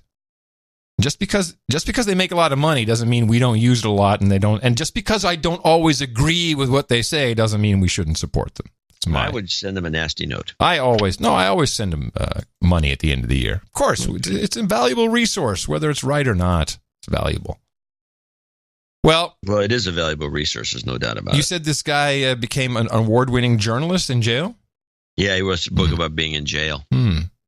Well, it was kind of, just like I think, by the way, there is some left-leaning idea of the literate mind. So if you can, this happened with Norman Mailer. He found some guy in jail who was a savant, very good writer. I can't remember his name, Henry or something like that. Henry something. And he got him an early release, pretty much in Norman Mailer's recognizance, and that guy went out and killed somebody or raped somebody or did something that got thrown right back in jail. And it was a huge humiliation for Norman Mailer. Gotcha. Well, speaking of journalists, odd journalists, the Washington Post on just between Christmas and New Year's on the 28th released a little bit of news. It was it reminded me a lot of the climate change report, just pushed out on a Friday, kind of hush, hush. We don't want to, which is something the Washington Post yelled and screamed about. They put out a news report admitting that they had discovered text messages between their star columnist, Jamal Khashoggi. That became very clear to them that the chief executive at the Qatar Foundation International, Maggie Mitchell-Salem, had been texting him and shaping his columns, proposing topics, drafting material, prodding him to take a harder line against the Saudi government. And this was below the fold even in the article that they admit to this. But so we were right. The guy was a shill. Yeah. And who was writing these columns? It looks like Qatar was writing them. Or this Qatar Foundation International. Yeah. Who, Qatar and Turkey, they're buds now. They're all against Saudi Arabia. And I think it's disgraceful that the Washington Post didn't just say, hey, you know what? We really messed up on this one. Because they did. It doesn't work. There's no anti-Trump angle. But the Washington Post. But that's my point. It is the Washington Post that discovered this. That they're big, they're big columnists, they're freedom fighter. Oh no, we love him. He's great. He was just a shill for the Muslim Brotherhood. And they have every right to be journalists as well, but don't tell me that you're the Washington Post and you're holier than all that. You got the same problems everybody else has. Only you didn't catch it. Or did you? They did. Well, when they finally caught it, they did it sheepishly. That's very, very, very, very low. Yeah. Especially let's put it in below the fold on page 40 and then a Friday night on the Bulldog edition or whatever. It's exactly what they did. It's exactly what they did. It's disgusting. Okay, well, since we're in that part of the world a little bit, let's talk about the Sudan riots, because there's a funny thing that happened on the way to the Sudan riots, which are going on as we speak. It's not being covered by the media, of course. There's too many retrospectives of the great 2018, whatever happened then. But let's play this. In Sudan, scores of people have been killed in anti-government protests that erupted last week. Government officials put the number of dead at 19, though Amnesty International said earlier this week the number of dead reached 37. The government has declared a state of emergency and reportedly censored or shut down newspapers that were covering the demonstrations. The protests, which were triggered by a sharp rise in the price of bread, are taking aim at the worsening economic situation of the country and the military regime of President Omar Hassan al-Bashir, with many calling for the overthrow of the ruling National Congress Party there. Huh. Now, the code words came into that story, and I realized that we haven't really talked about it much. We did it when the Arab Spring began. Yep. The severe rise in the cost of bread. Bread in Egypt. Bread. Egypt, I think Tunisia had bread. Yeah, Tunisia had a Syria, bread problem. Everybody has these. It's always in there. They got it's bread problems. Yeah, bread problems. It's a bread problem. The cost of the huge rise in the cost of bread. For one thing, we're never told what the rise is ever. Was it from 10 cents a loaf to $5 a loaf? Was it from $1 a loaf to $2 a loaf? What is a severe rise in the cost of bread? And this happened before. I think that's code. I think the CIA code or somebody's that gets into the story to let everyone know that, okay, we got to mobilize over something here. So let's, meet your handler and let's talk about it. Right. And or who knows? Typically after the bread code goes out, someone lights himself on fire. But that they popped that too early this time, and it wasn't in Sudan. Would we have a guy light himself on fire? I don't know if the chronology is correct. Somebody's always lighting themselves on fire, but I don't know if that's in relation to the bread announcement. No, I don't think so. But that's why I'm saying that we get bread, and then we typically get lighting on fire. Or the other way around. Could be. But the bread thing is the one that gets stood out when she gave this report, because yeah, I agree. They've gone nuts. Over bread. It's because everyone goes onto the streets and starts wrecking the place because of the price of bread, really? Well, bread is important to some people. It's easy for us to say. No, I know, but some people make their own bread. They said the price of wheat, if that's gone up, that would be different. It's a different story. It just doesn't, there's something about it. It's just something about it. Doesn't, oh yeah, the price of bread has gone up, so I'm going to go riot and wreck the town. Yeah, here, bread price hike. Sparks violent protests. Let's see if we can find out the actual bread price increase. Yeah, that'd be neat to know. Sudanese police fire tear gas on people protesting higher bread prices. Wow. So it's sounding like a color revolution thing. Is that what you're thinking? Well, we haven't had a color come out of it yet. No. Sudan would be beige. I found a good podcast, a drone podcast called Droning On, which kind of attracted me. I'm like, yeah, nice. That's funny if you have that kind of humor about yourself, about being a podcast.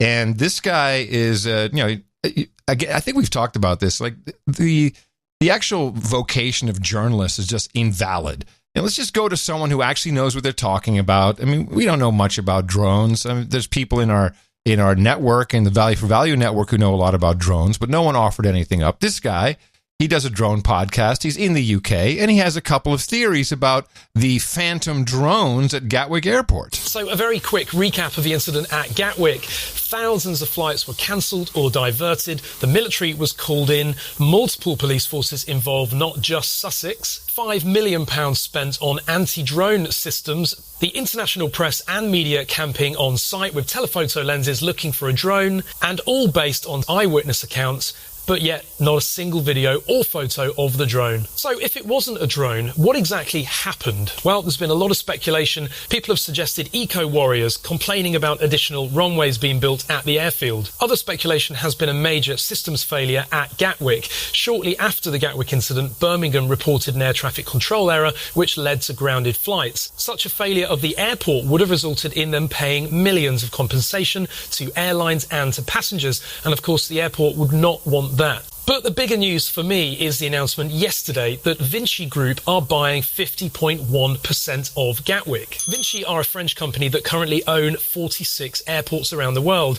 And in October 2018, analysts estimated the value of Gatwick at between 7 to 10 billion pounds. The sale to Vinci of 50.01 at only 2.9 billion puts the value of the airfield at just less than 6 billion, which is far less than the estimation of the analysts earlier this year. So the big question is, did the drone crisis at Gatwick devalue the airfield, therefore making the sale to Vinci more economical? I like all of those.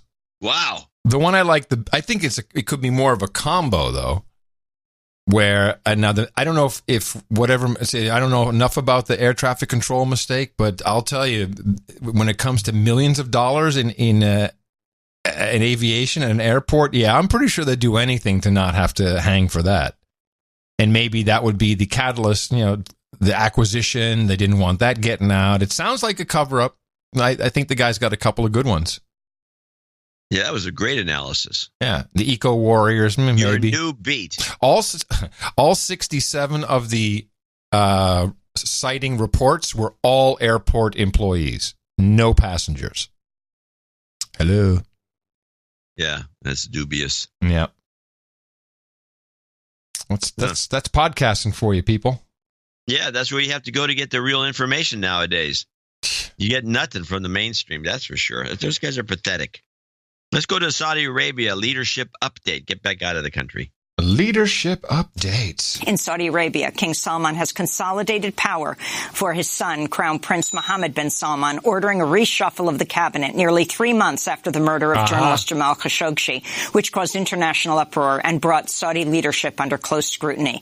Notably, Foreign Minister Adel al-Jubeir was demoted to the position of Minister of State for Foreign Affairs. Al-Jubeir blamed Khashoggi's killing on rogue Saudi agents. He also previously characterized the international outcry of Khashoggi's murder as fairly hysterical.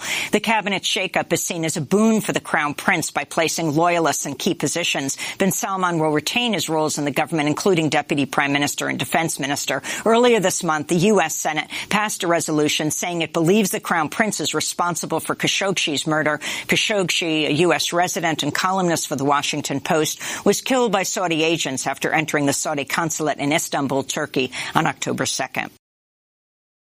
Okay, so where does that leave everybody? I'm a little confused. Well, all those reports are confusing. So I don't know where it leaves anybody. So just Amy's nothing's changed. The guy's got more power. He's got consolidation. He's going to go on with his project to build a Dubai clone out in the middle of nowhere and down by. Well, also he said he would rebuild Syria. This is part of the deal. Saudi Arabia is supposed to rebuild Syria, whatever needs rebuilding. Well, how's that going to work with the Turks? The two of them don't get along very well. Yeah, well, there's some deal has been done. Maybe the Turks will clear out the place and the Saudis will come in and rebuild? Possibly. The Turks are on the border now. Now, they've given the Kurds enough heads up lead time. Also per Trump's deal, I think. He's like, get out. Deal. Yeah. So they're on the border. They're about to go in and do whatever they think is necessary. Yeah, well, that should be very amusing. Woo, more bloodshed. I'm sure they work well with the Russians. It'll be fine. So Amy is working. She's working. That was from Friday, I think. Oh, okay. Well, still. Well, she does. No, they never work on Sunday. But she's working the week. Yeah, she's working the week. The other people, no. It's not a retrospective. Yeah, mainstream guy. Because one of them takes the week off, and they all take the week off because people think less of them if they had to actually work. So the president has been at the White House over the holidays. He's made quite a point of it. I'm sitting here. Everyone's at home. Nancy's in Hawaii. I'm here. He's doing what we're doing. Yes. Milking it. Milking it like a podcaster he is. But he did do a couple of interesting things. First, he stock whispered the market up 1,000 points, which I have a backstory report on. I'm told, new reporting now, a high-ranking Trump administration official reached out to a well-known hedge fund manager for advice on how to get stocks to go up. That the call took place after the Christmas Eve sell-off, the worst ever for Christmas Eve. The administration was said to be determined to get stocks to reverse and go higher. I'm also told that the investor who was called told the administration official to get President Trump to stop criticizing Jay Powell on Twitter, the Fed chair, to stop all the turnover inside the White House, Mattis, the latest to depart, the defense secretary, and, of course, to strike a deal with China. Well, sounds like he got part of that right. The word came out like, oh, no, the Fed chairs, no danger, no problem whatsoever. And then he also said, well, buy the dip. And that worked out reasonably well. As for China, yes, it seems we have some deals. It looks like we got a rice deal. We might have, which is new and huge. We may have a soy deal. There's something going on. Bigger. And here's, sorry? I think the soy deal's bigger than the rice deal. Well, we've never had a rice deal. So it just depends on, maybe size, good. But I think the fact that rice would, how crazy is that? We're sending rice to China. The Japanese won't take our rice. You know that. Why won't they take our rice? Because they feel that the Japanese, unlike us, feel that if they start importing rice and it will ruin their artisanal businesses of children in the rice field. Artisanal is now code for child abuse and child labor. Yeah. Well, here's a report on what the president is doing with China. Is there any promise that they could make about snooping or not stealing our technology that could be believed? Well, what the president has been writing about in his books and saying in his campaign speeches is he's looking for a verifiable agreement. He's looking for things that we can actually make sure the Chinese do. But can you verify from people like this? You can have verification measures, yes. This was done in the case of previous trade agreements. The trick is going to be seeing performance actually take place. So if they buy 100 airliners, we can see that happen. If they actually shut down intellectual theft companies and put people in jail, have some show trials. There's a Chinese proverb you probably know called kill the chicken to scare the monkeys. Sha ji jing ho in Chinese. Hey, Sha ji jing ho yourself, bro. If they have a lot of these trials and put people in prison for 20 years for property theft against Western companies or technology transfer that's forced, that will have a huge impact that we can see. But I think... No. I'm looking forward to that. Well, there was an NBC report, which was largely a propaganda piece on Cummins Diesel. Okay. Oh, the famous diesel manufacturer. Yeah, they're in Indiana, I believe, and they have they're a very famous diesel maker. They have a lot of the modern technology for diesels comes from them. But let's play these clips, and I got them chopped up to a lot of small pieces. Just to show you how the NBC slants things. And let's go with and also drops in little propaganda bits. Cummins Diesel 1. Columbus, Indiana is thriving. There's a new brewery, not far from a century-old ice cream parlor. Many towns like this have struggled with jobs moving overseas. But in Columbus, one company has held it all together because of trade with China. Our economy would go down the drain if Cummins wasn't a part of our community. Cummins is the world's largest independent diesel engine maker, employing 10,000 people in Indiana alone. We export about 65% of the engines that we produce here.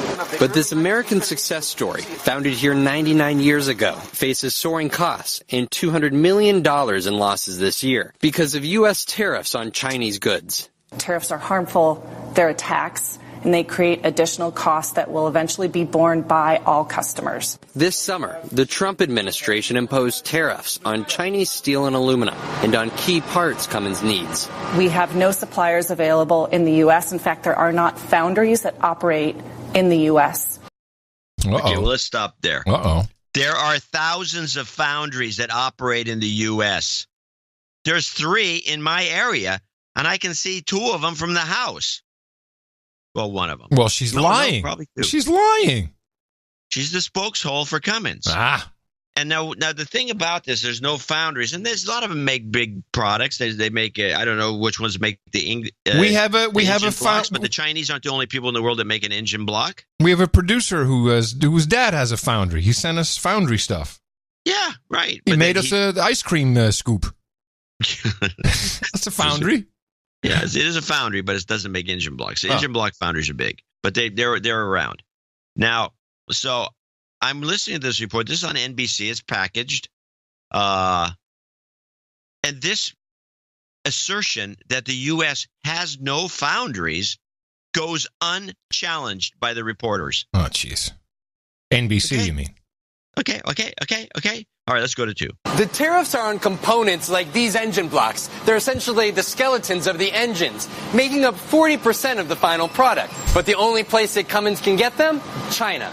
President Trump's leadership is working, and China wants a different American president. Tough talk. But here, it's more personal. After all, Columbus is Vice President Mike Pence's hometown. Are the potential consequences on places like your own hometown worth this fight with China? The United States of America today has faced more than $600 billion trade deficit. And the better part of half of that is with China. It actually engages in forced technology transfers of American companies and even outright theft of intellectual property. But his tone was far different when, as Indiana's governor, he visited a Cummins plant in China. He cited the immense potential for the creation of more great jobs for Hoosiers through the strengthening of ties with our Chinese partners. Cummins workers like Steve Engel have counted on that partnership. If we don't have globalization, we don't have no growth, right? Right. No. Who said here's that? a guy, worker, a guy's union guy. Yeah. And he somehow, this guy's a man on the street. This is a man on the street, and he says that we have no globalization. We ain't got no jobs, growth, right? Well, that's what he's been taught.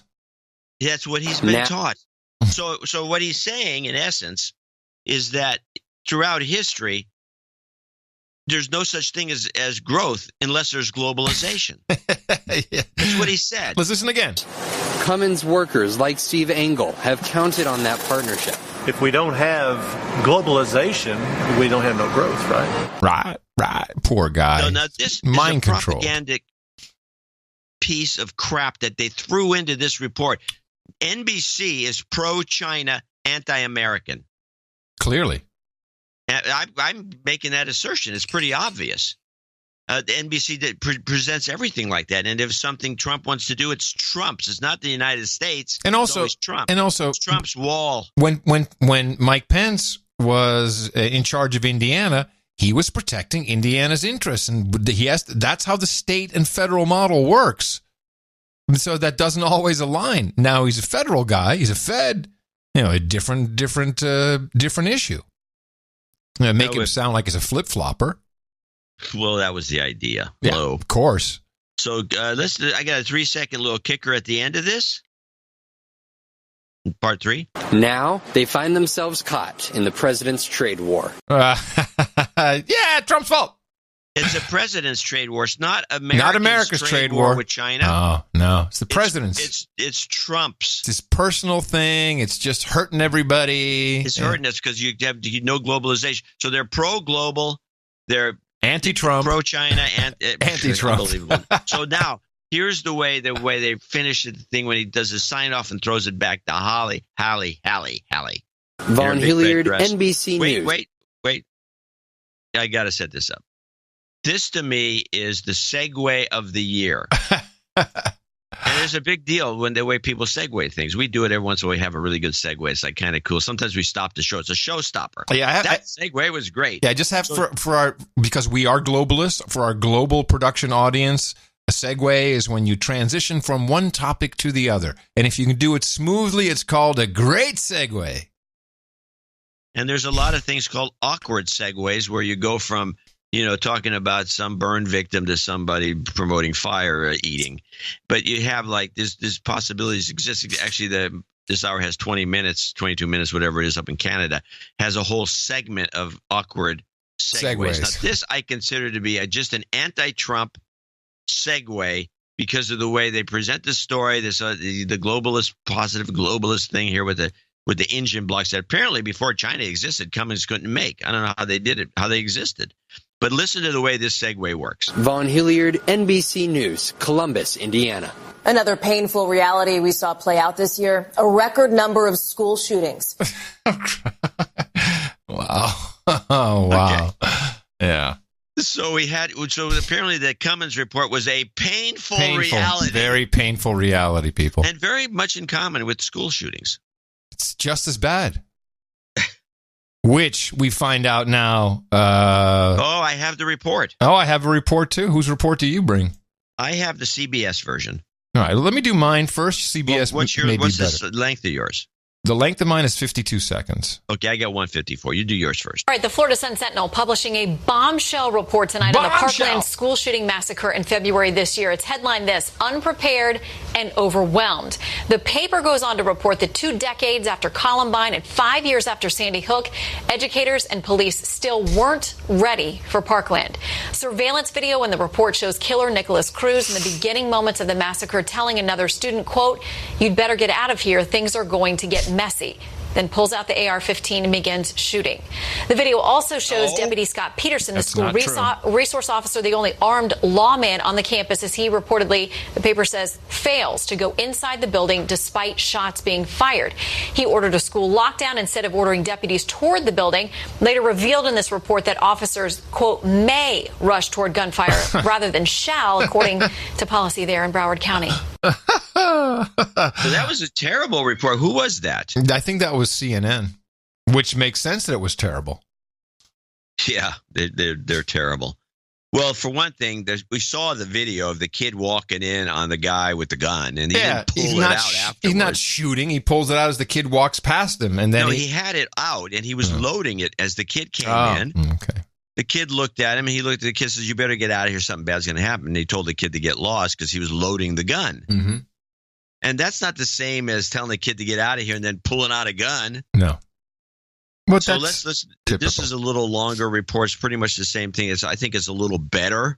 This is CBS. And 10 months after the massacre at Marjory Stoneman Douglas High School in Parkland, Florida, we're seeing for the first time video from the school's interior security cameras.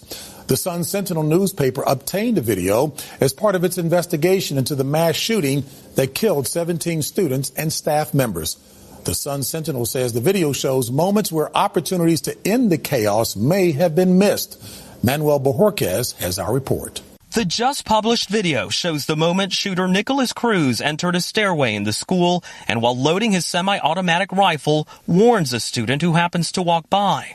According to a draft of the official report by the Marjory Stoneman Douglas Public Safety Commission, Cruz told the student, "You better get out of here. Something bad is about to happen." The report says the freshman student fled and immediately told a football coach who did not issue a code red. It was one of 3 missed opportunities, the report concluded, to warn the school there was an active shooter. Cruz was left to make his way through the school to the 3rd floor, where students were gathered in a hallway after a fire alarm went off. The shooting lasted 8 minutes, leaving 17 dead. For the first time, we see Cruz running away from the school. At the same time, deputies believed he was still in the school because they were watching surveillance videos that were on a time delay. Andrew Pollock, whose daughter Meadow was killed in the shooting, reacted to the new video, tweeting, "This minute-by-minute playback with so many missed opportunities for intervention is heartbreaking," and calling for the resignation of officials in charge. The commission's draft report calls for improved training of deputies and educators and recommends a controversial policy of arming school teachers who undergo proper training and background checks. A final version of the report is set to reach the governor's desk next week. Wait a minute. Yeah. What? Now they left that out of the CNN report, didn't they? Sure did. That's Trump's horrible idea. Yeah. And now that's something they're considering. Yeah. It's fantastic. It's the only report I know that mentioned it. Never it's in the heard that. report if you sat down and read it, but nobody does that. Well, no, we just copy what the other guy said. It was a really good report from CBS, especially when contrasted with that piece of crap from CNN. Good work on finding that one. That's interesting. Yeah. I know. I got the biggest kick out of its conclusion. Armed teachers. Arm the teachers. I have some New World Order news because we have Davos coming up in January. Davos. It's the winter jam where all the elites jet off to the World Economic Forum. And they have a title now. They're all set up. They've announced what they're doing. This is the title of the World Economic Forum for 2019 will be Globalization 4.0. Oh, God. 4.0. One more time. We can do it. This will be Hillary Clinton 4.0. Here's, what do they have? Global economic leadership. Okay, globalization is being redefined simultaneously by 4 major transformations, and this will be the topics. Global economic leadership is no longer dominated by multilateralism, but characterized by plurilateralism. What does that mean? Well, pluralism, let's look it up. I know what it kind of know what it means. I don't have the definition off the top of my head, but I think we have to consult the book of knowledge. It's plurilateralism. Yeah, but plurilateralism will stem from the word pluralism. You need to be an elite just to pronounce it. Plurilateralism. Try it. John, what do you think about the pluralism? Is a condition or system in which 2 or more states, groups, principles, sources of authority, etc., coexist. Well, how does practice of holding more than one office or church? It's in the church. Holding more than one. So plurilateralism would mean like unilateral means you do it yourself. Bilateral it means you do 2 people. Plurilateralism means you have 3 or more parties involved. Well, how does that differ from multilateralism? I don't see that it does. Well, multilateralism, according to the Book of Knowledge, refers to alliance of multiple countries pursuing a common goal. Yeah. And here they say global economic leadership is no longer dominated by that, but it's characterized by plurilateralism. And so they're saying there's a difference? Yes. Well, what is it? I don't know, but they're going to have a big... I just read the pluralism definition. It sounds the same to me. They're going to have a chat about it in the snow. Okay, so we don't understand that one. The next topic, the balance... We don't understand what they're talking about. Well, wait. This is gobbledygook. They're just trying to confuse us. Well, wait for the next one. The balance of global power has shifted from unipolar to multipolar.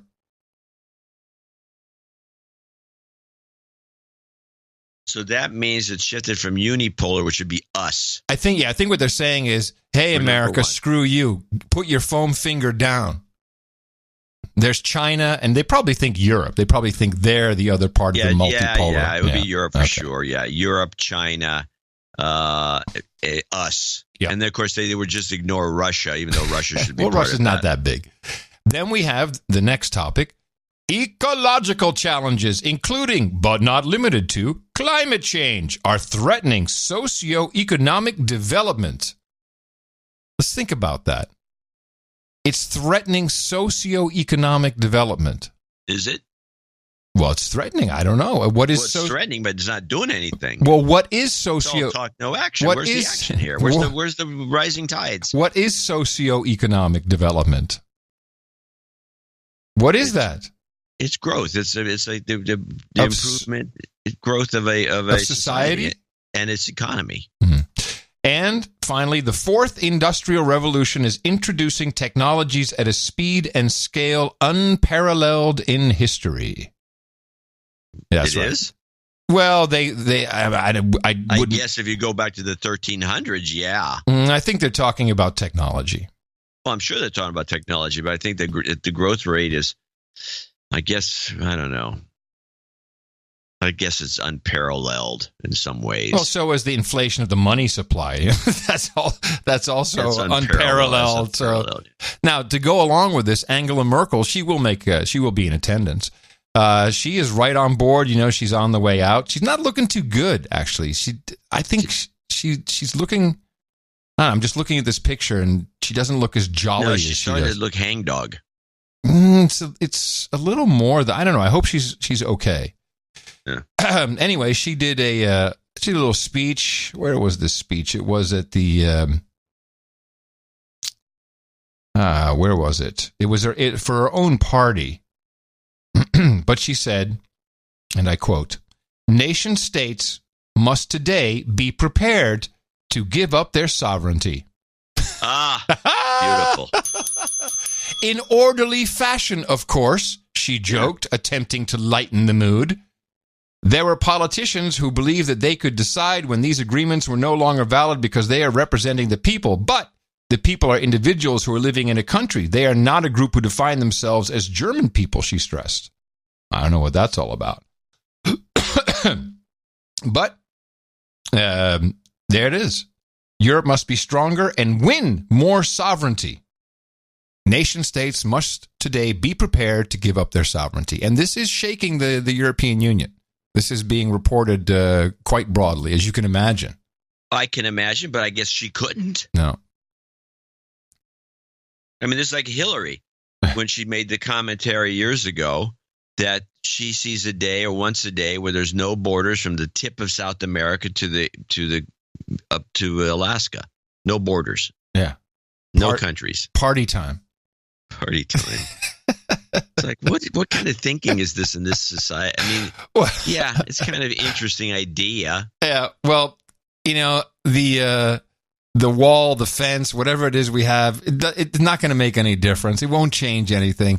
We've got this stuff in place now, but these migrants, these economic migrants, and some of whom are asylum seekers, they got tricks, man. They got tricks. They know how to get past any structure. We have a problem, and the problem is the fact that the border, we saw it on your newsreels a few weeks ago, how people coming up to the fence could simply melt through the fence. The wall is important. Melt? The president understands that. Wait a second. I want to make sure that, and that's why it will be done. Wait, is this like a Marvel Comics book situation? They melted through the fence? Yeah, you saw the films. People just literally were under the fence. Wait, they were over literally the fence. melted? They were sliding in between the slats. The shapeshifters, John, they're melting. No wall can stop that. Well, luckily they like to do gardening. That's Texas Congressman Burgess. We got some real cards here, don't we? We got some good guys. Well, you had the one guy, the one smart guy just died. And he did leave at least help us. The oldest vet in the world. He's in Austin. He's an Austinian. Old black guy was in Pearl Harbor, or he worked out of Pearl Harbor, but he's the last vet. He's 112. Yeah. And he left with some, there's a good little report here on CBS. His oldest vet dies. He gives us some good, kind of a good advice. A roadmap to long life. Oh, a roadmap, and he died 112 years old, you say? Yeah. I'm paying attention. America's oldest veteran, who also happened to be the oldest man in the country, died yesterday from pneumonia at the age of 112. Richard Overton of Austin, Texas, was the grandson of a slave, and he attributed his longevity to whiskey and cigars. Yeah! And vape! I'm going to show my support by donating to No Agenda. Imagine all the people who could do that. And oh, yeah, bacon. That'd be fab. Bacon. Yeah, on No Agenda. In the morning. Bacon. And a number of Bacon. Oldsters who have shown up and extol the virtues of bacon. Bacon. Hey, it's got preserves meat too. Norman Pearson is at the top of our list for the producers of show 1099, leading up to show 1100, which will be our first show of 2019. Coincidentally, I think not. Norman Pearson, 163.32, and from Macon, Georgia, pleasant little village in the town of in the state of Georgia, which I visited once and I reported on. Thanks for the analysis and entertainment. He says, I have to read this. He says that this is 163.32 is $129.99 for his wife's New York Times subscription. Oh. So you have to pay $129.99 for a subscription to the New York Times for 1 year. Apparently. Which he says is fake news. And he added $33.33 for real analysis. He wouldn't mind a goat scream at the end for devoted listener Jay Lewis, whose first nanny goat is getting ready to kid. Sorry, I can't hold back on a good goat scream request. He says he's from Macon, Georgia, which Dvorak calls the land of bugs. And may soon be another city with those infernal scooters. Yeah, good luck. Cesar Baptista, $101.01 from Saugerties, New York. Saugerties, New York, 101.01. Sir Chris Gray of the Isle of Wight in Covington, Louisiana, 8888. It's got a double birthday request there. I think it's on the list. Yep, sure is. Sir Stephen McConnell in Cortland, Ohio. Gavin McMahon, 8008. Also known as Sir G-Man. Sir G-Man, yes, Sir G-Man. Thanks for another year of fabulous deconstruction. Brian Sukorsky, probably, or Suchorsky, one of the two. They had a loss of his house, 8008. They had a family home in Paradise that burned to the ground. No. He's giving you some karma at the end for some insurance payback. Definitely. Andrew Brown, London, Ontario, Canada, 6789. He needs some F karma request for his friend Marilyn, who has breast cancer. Avinash Persad in Port St. Lucie, Florida, 6666. Robert Bruckner, 55. This is really not a short list, so I'm reading a lot from it. Sir Robert Bruckner, 5555. Sir Eric Hokel in Mulrose, Deutschland, 52. Sir Rob, $50.43 in Leiden, and it's a birthday for him. Jonathan Riesman in Maplewood, Missouri. These are all $50 donors, including one. I don't know if it's on the list or not. Sir Paul from Horseheads. I'm going to tell people not to do this. Wishes you a happy new year. And your first footer isn't 15 stone. What? What? Not sure what that means. But what did he do that he's not supposed to do? What happened? Well, he put his note on a check from weeks ago saying, I want this to be delivered on the last show. Oh, no, that doesn't work. We don't have that kind of system. It's a miracle this works. Truly. It's partially run on Microsoft Excel and John's desk drawer. Well, it's not a desk drawer. It's a drawer in a cabinet. Oh, I'm sorry. It is a miracle. Let's be happy at something. So it's works. A really FIFO kind of thing, in and out, and in and out. You don't really can't sit on things. Jonathan Reisman, I said Maplewood, Missouri. Ginda in Seattle, Washington. David McLean in Cuba, Missouri. Johnny Culver in Parts Unknown. Happy birthdays to me. He's got it on the list. Sir Brian Watson in Raleigh, North Carolina. Ralph Johnstone in Lake Isabella, California. And Ihi Kitagawa. I think it's Ihi Kitagawa in San Francisco. 50. That's all we got. We didn't really do that well today. No, but we got some good guys at the top. Yeah, and it's end of the year, so I understand. I did get a note from one of our producers saying he says this $4 a week thing is not working.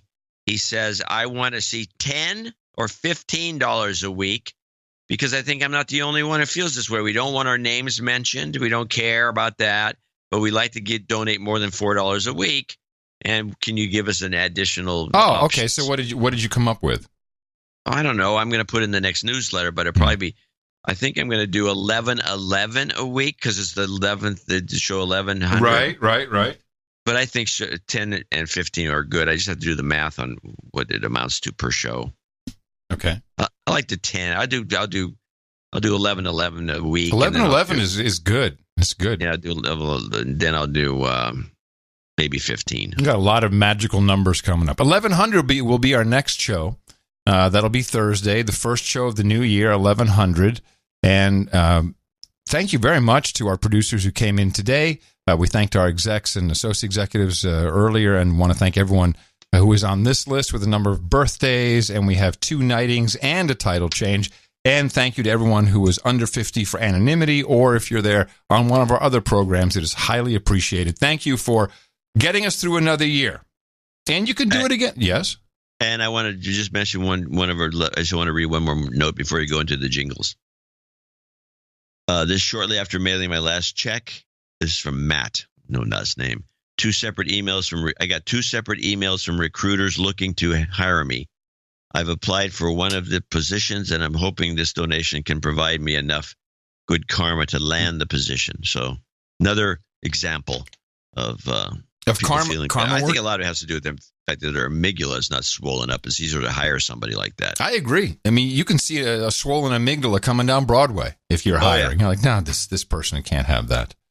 In fact, we'll talk about some of those after we do the the knightings, etc. So we have, for the new year then, I'm going to throw out jobs karma, some F-cancer karma, and just for good measure, I'm going to make it all blessed by the GOAT. And thank you again for 2018. We look forward to 2019 as show 1100 is on deck. Jobs, jobs, jobs, and jobs. Let's vote for jobs.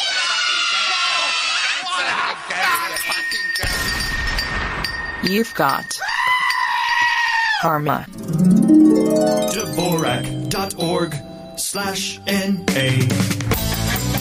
It's your birthday. And for today, the 30th of December, 2018, we have Brian Mickey saying happy birthday to his wife, Eri Kuragi.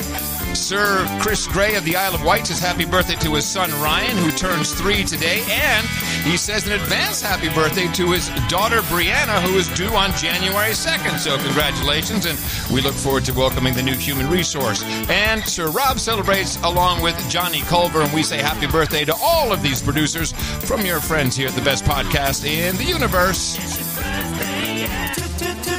Title changes, turn and face the slave. Title changes, don't wanna be a douchebag. We had another donation come in today from Sir Robert Gusek, who gets his title change and upgrades to Baron, and he will now be henceforth known as Baron Bob of High Point. And thank you, Baron Bob, for your support of the No Agenda Show. And then we have Jeff and Joe. We need to get them up on the podium here. So if you grabbed your blade for the last time. We need to sharpen these things for 2019, by the way. How's your rain stick? Because we don't need them now, but we will. Is yours in good working order? You check it recently? I had it overhauled. Oh, good. Okay. I got to get mine lubed. All right.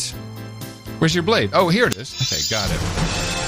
Jeff Zellin, Joe Wagner, step on up, gentlemen. Both of you are about to join the No Agenda round table of the Knights and Dames for your contributions to the No Agenda Show in the amount of $1,000 or more. I'm hereby very proud and privileged to pronounce the Sir Jeffrey Zellin of Oakland, Michigan, and Sir Face Replacer of Faces. Gentlemen, for you, we've got Hookers and Blow, Rent Boys and Chardonnay, Candy and Astroglide, Cookies and Vodka, Warm Beer and Cold Women, Pog and Poi, Dame Elise, Limoncello and Salmon, Harlots and Handel, Pepperoni Rolls and Pale Ales, Organic Macaroni and Plasticizers, Vodka and Vanilla, Bong Hits and Bourbon, Geishas and Sake, Ginger Ale and Gerbils, Breast Milk and Pablum, and Mutton and Mead over here at noagendanation.com/rings. Eric the Shield will get that off to you as soon as possible. How about Sir Face Replacer? Do you think he's a plastic surgeon? Replacer of faces? I would have Joe to Wagner? imagine that he is, or he's maybe some sort of a guy like Psycho. And he's like this, and he likes to take faces off people and wear them. Silence of the Lambs. Wants to wear people's faces. Hey, Joe. Possibility. Joe, I'm very interested. Replacer of faces. I'd love to know what you do. Want your face replaced? Maybe. Maybe I got some things I want to look at. Oh, I have. Knows what he's doing now. He listens to our show. Yeah, I have no shame. Because I tend to go out looking good. Like Dick Clark, man. I'm going to be America's teenager. Maybe. So here's I like the way they've turned the New Year's celebration to something about Khashoggi. At least this is nobody reports this because it's not this is dumb. But this is Democracy Now! Is reporting on the new Times Square celebrations now.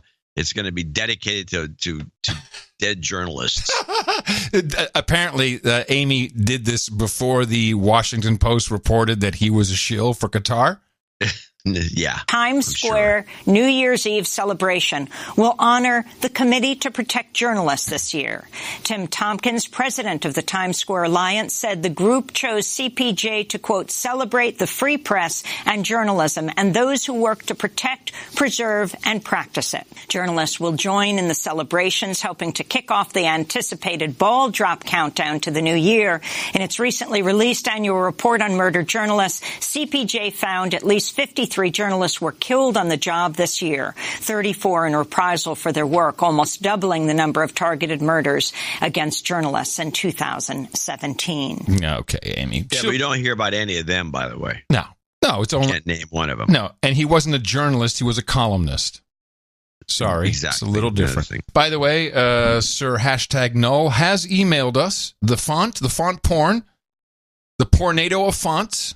Yeah. It is the Noteworthy font. Now, is that the original name? Because most fonts have been renamed and then stolen. He says the font you loved is called Noteworthy and is a Macintosh standard font. Huh. I'll look into it. Sad, John. Sad news, or just sad things taking place. I've been following the climate grief, where surprise. Oh yeah, this is your beat. Well, I'm gonna swerve a little bit on this. The point I'm going to make is that we have been telling the world, and I'll say we because it's our generation, the journos, news, whatever. Starting with, of course, Al Gore. We have been telling the world we're going to die. You and I have heard it for decades. We've heard we're going to freeze to death, the population bomb, the tipping point, peak oil. We're going to die for a million things. And now climate change, global warming. With the most recent report, we have 12 years, really effectively 10, before we died. And young children are being affected by this. They hear it, they read it, they hear their parents talking about it. And even though there's a high likelihood a lot of parents don't really think we're going to die, they forget to put the disclaimer in. So people hear things and it affects them. It affects their amygdalas. They become enlarged. Kids, you're all going to die in 10 years. Well, so I have some examples, and this is not just kids. These are young adults. And to show you what has happened with the political correctness, social justice warriors, just what's going on in our universities. And there's two, I don't know if you saw either of these clips, and I don't know how much I can play of each of them, but they really show what society has become.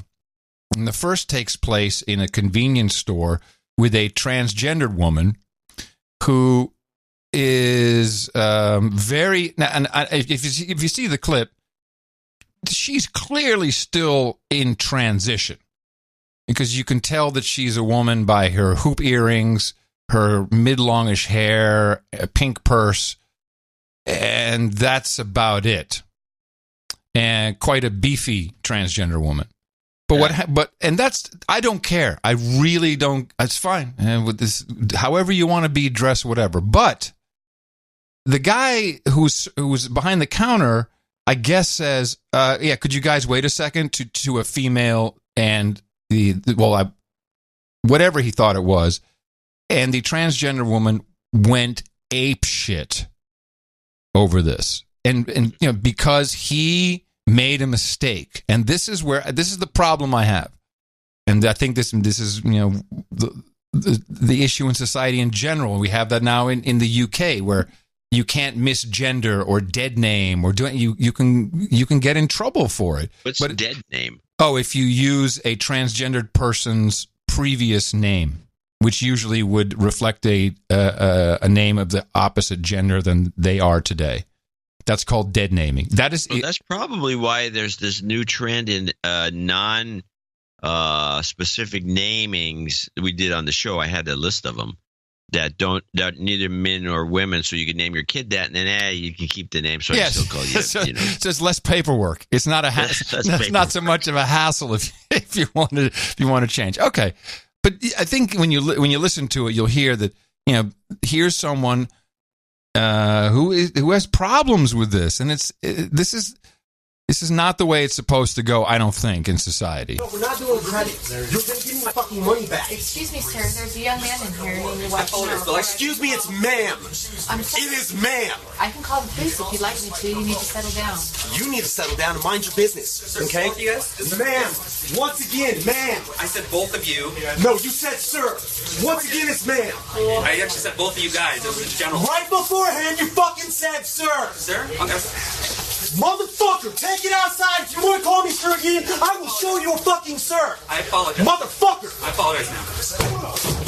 Kicking stuff. I need your corporate number.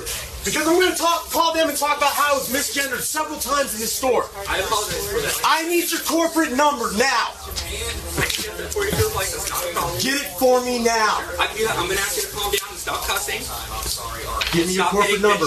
Well, I'm going to ask you for the 5th time to stop calling me a man, because quite clearly I am not. And I apologize. I'm sorry for that, ma'am.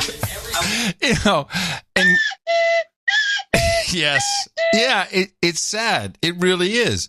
Because, look, when I was growing up, 13, 14, 15, I had weird hair, and I looked like a girl. And it would happen often. Someone would say, what's your daughter's name? Or what do you say, young lady? And it's uncomfortable, and it sucks, but I didn't go nuts. It's like, okay, accidents happen. It needs to work both ways. And that's clearly not. And I think that somehow we have this, what is the word I'm looking for? This righteousness. Like, I have the right. Hostility. Well, it is hostility. It's almost looking for trouble. So First of all, you don't look like a girl, period, from the sounds of it. We'll just go with that. Doesn't really, no. And you want to be called, just because you got some hoop earrings on nowadays doesn't mean that you're a woman or a trans or anything. Guys wear those, at least around here. And so it's you go in there and then you just want trouble. Why don't they just get the police or the security guard, throw the guy out? I don't think she was looking for trouble. This was really a triggering. This was a complete triggering. It's not going in looking for trouble. It's just, but you have to call me ma'am. They call you a douchebag. That would have been better.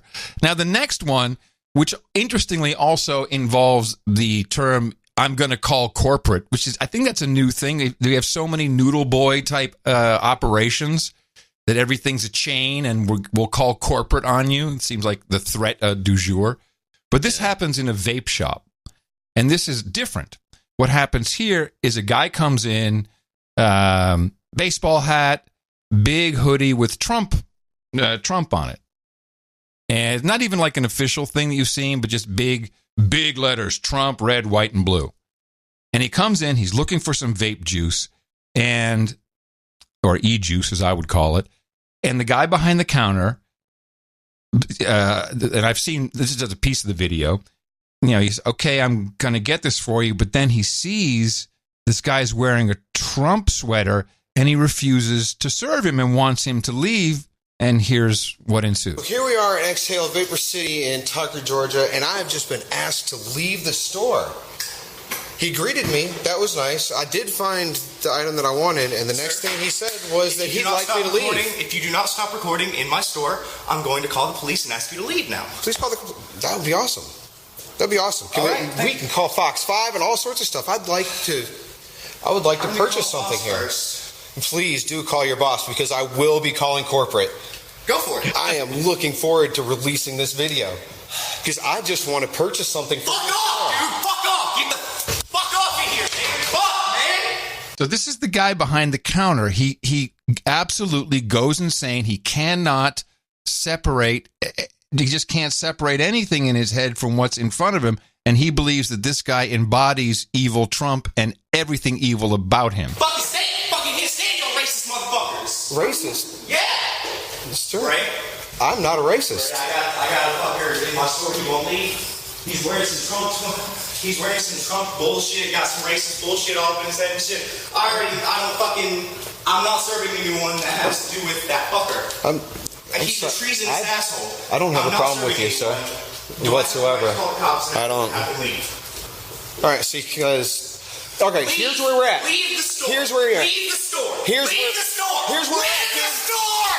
Fuck off. I don't give a fuck. Get out. Dude, go ahead, take another swing at it. Make contact with me one more time. I'm going to make a deal with you. I want to purchase that vape juice. No. If you sell it to me, I won't. If you sell it to me, I won't. Look, if you sell it to me, I won't call the police. What you did was assaulted me. What I need is that for my wife. If you sell it to me, I won't call the fucking cops and press charges on you for assault. I won't call corporate and get you fired. Just sell me the fucking product so I can leave. Get the fuck out of here, dude. Oh my fuck. God bless America. Capitalism wins again. Fuck your capitalism. Fuck your fucking president. He's a racist, stupid piece of shit. You're a racist, just ring the shit up. Stupid piece of shit. Just ring the shit up, fuckboy. Fuck off. Man, fuck, get out. Sell it to me. No. Sell it to me. Sell it to me, punk. It's your job, your freedom. Sell me the shit. Bucky, you can be... No.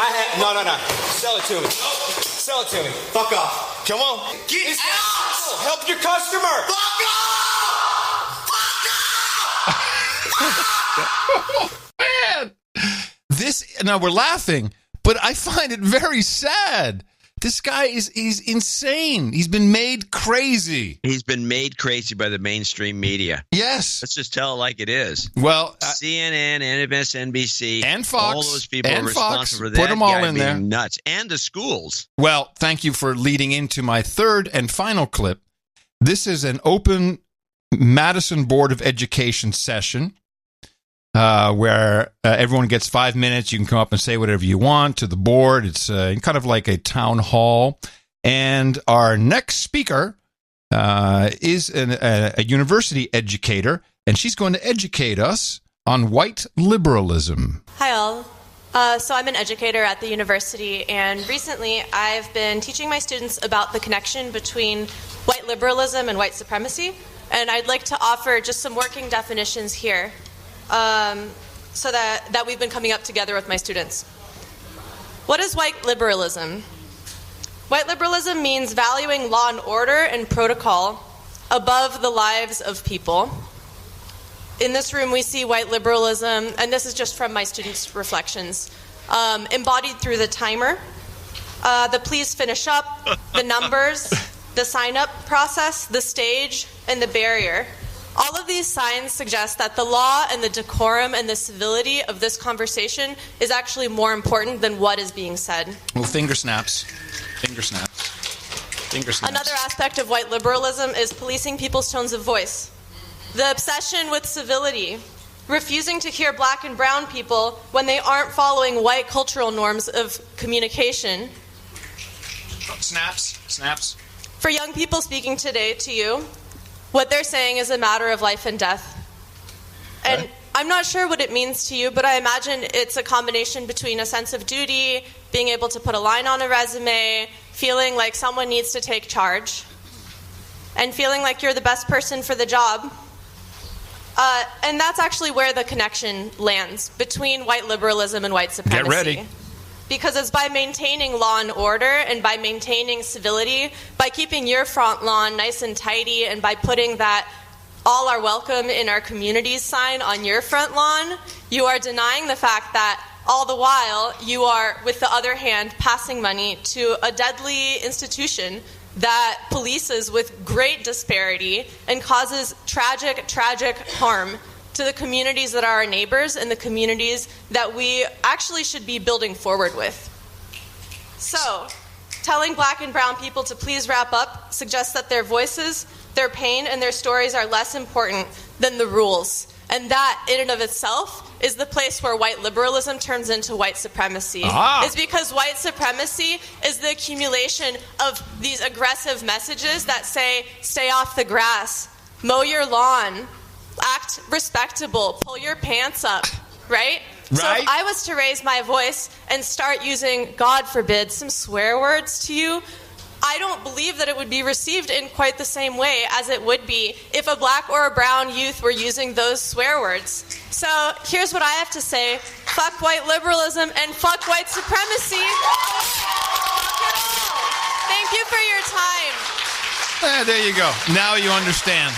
Now you understand why our children are going insane. This is teaching them. This is teaching them. Yeah. By the way, these people are all over the place. By the way, it was Bill Cosby, a black man, who said, pull your pants up. But he's a victim of white supremacy. This woman, I like to know what school it was that she teaches at. Was she white? Yes, of course. Oh, okay. Hello. That makes sense. Hello. Wouldn't make any sense if she wasn't. But, I mean, to say, keep off my lawn, that is white supremacy now. Yeah, mow your lawn is white supremacy. Don't mow your lawn. And meanwhile, from the same people who will give you this in packaged form, I'm talking about Vice. And Vice is first of all, they're an advertising agency. They're not really a news outlet. But if anything, they are a very left-leaning news outlet. And they skew a lot of things, and I find them very untrustworthy. Well, they artificially create situations. So they have a series on YouTube, which I don't understand. Well, I understand what it is, but no, actually I don't. It's called Kids Telling Dirty Jokes. And they take 5- and 6-year-olds, and they have them tell dirty jokes, and it's hilarious, they think. And it's a series, and it's on YouTube as 500,000 views. It's a series. This is child abuse. Why don't they just have kids smoking? Are you ready for it? You want to hear this? Sure, I'll hear one or two of them. I don't want to hear the whole series. It's only 30 seconds. Oh. 6-year-old girl. How do you know if a police officer is gay? How? The smell of his mustache. What was Clinton's favorite game? What? Swallow the leader. How do you pick up a Jewish girl? How? Go to Auschwitz with a dustpan. You get a nun pregnant. How? Dress her up as an older boy. Why did Hitler kill himself? Why? Because the Jews sent him a gas bill. And this is on YouTube. It's a future Sarah Silverman. But it shouldn't be on YouTube. YouTube should be taken off. Deplatform Vice immediately. Immediately. They won't do it because this is another liberal operation. The whole thing's a scam. Yeah, but this is child abuse. You can't do this to children. No, it's horrible. I'm speechless over this. Apparently, yes. I mean, there's a lot of things you can do. Anyway, look, my kid is going to be kind of okay. Should be all right. But your kids may not be. So look out. Start in 2019 thinking about what's happening with your kids. Yeah, and your kids, especially if they're going to public schools. Any school. Doesn't even have... any school. And it gets worse. Yeah, the whole thing is ridiculous. I mean, the schools we talk about how the whole school system in the United States has just fallen to crap, and it's because of people like that woman. Yeah. These imaginary hobgoblins out there, white supremacy, and it's a rule, you want to mow your lawn, it's white supremacy. Black people like a clean lawn. The only reason they do that is because of white supremacy. A normal black person, this is really insulting to blacks, by the way. Yes, of course it is. A real normal black person can't speak without cussing, doesn't want to do their lawn. They live in hovels because that's the way they like it. They're just a bunch of bums. It's so racist and so wrong, just wrong. Yeah. And we're just two voices blowing in the wind.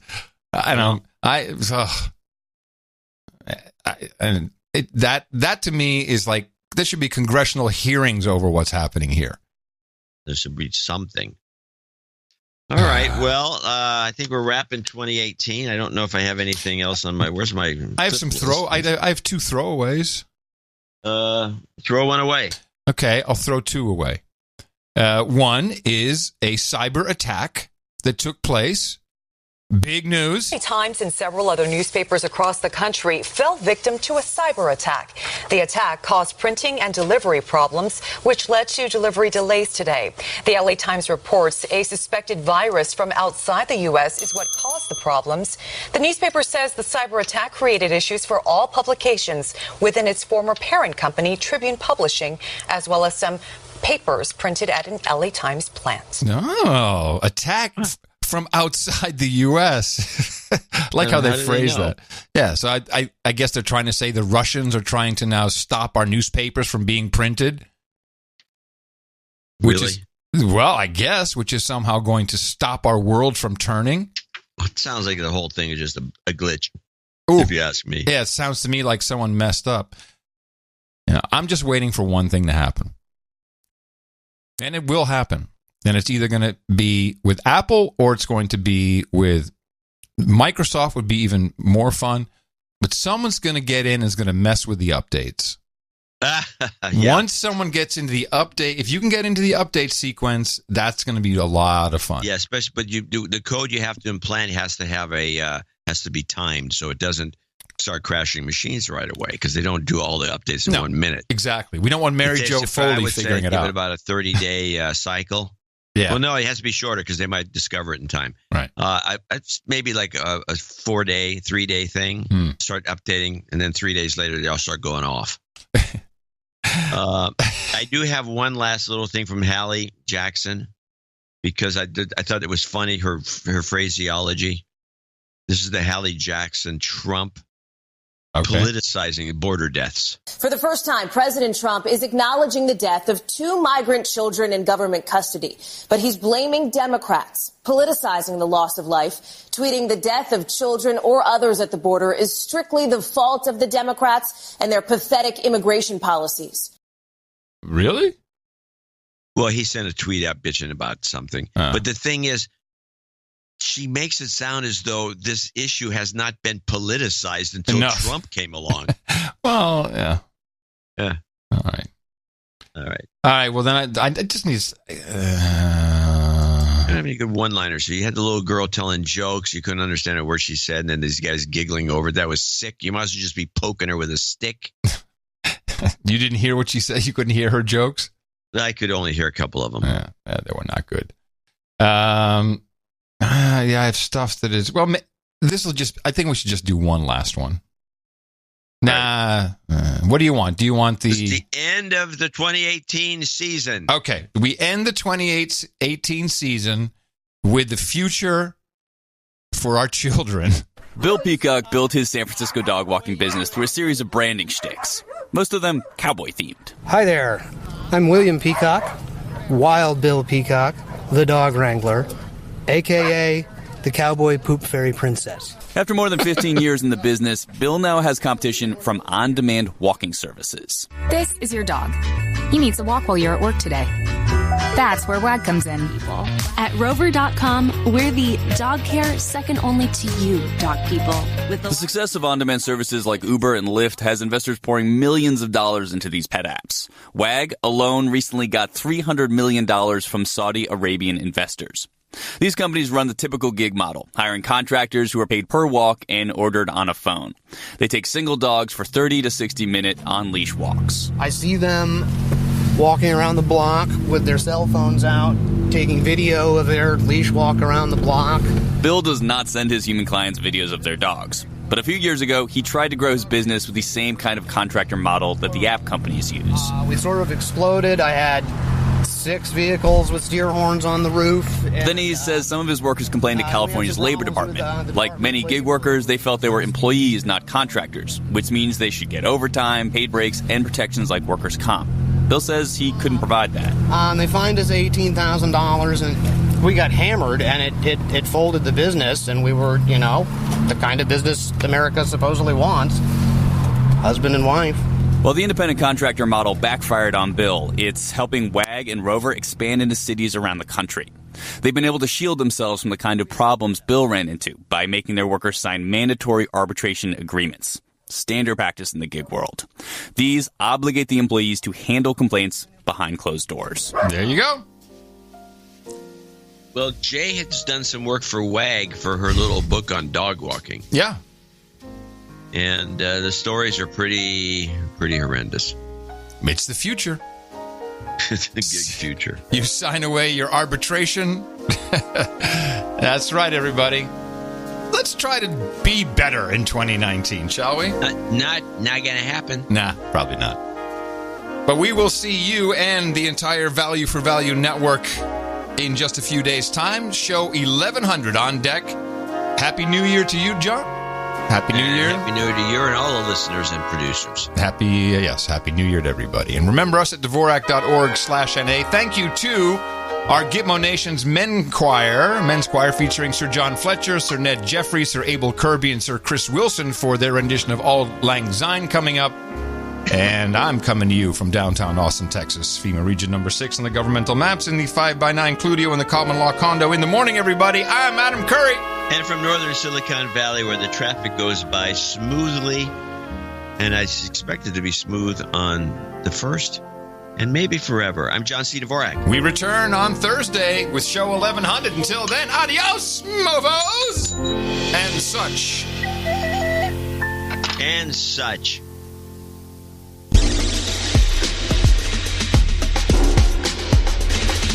the kids will still be drawing those pictures of fire and everyone will be dead. We are calling for there are a couple things. Government is criminally complacent in the mass murder. Into all of life on Earth was my freshman year of college when I took a sustainability class. All life. Now there's a name for what she's feeling. Laura started working on a 10-step program. Government is criminally. Things like mass shootings and climate change. Grown at home in our energy system. Large government investment. All life on this planet. What is that? Like winterizing homes, gradualism.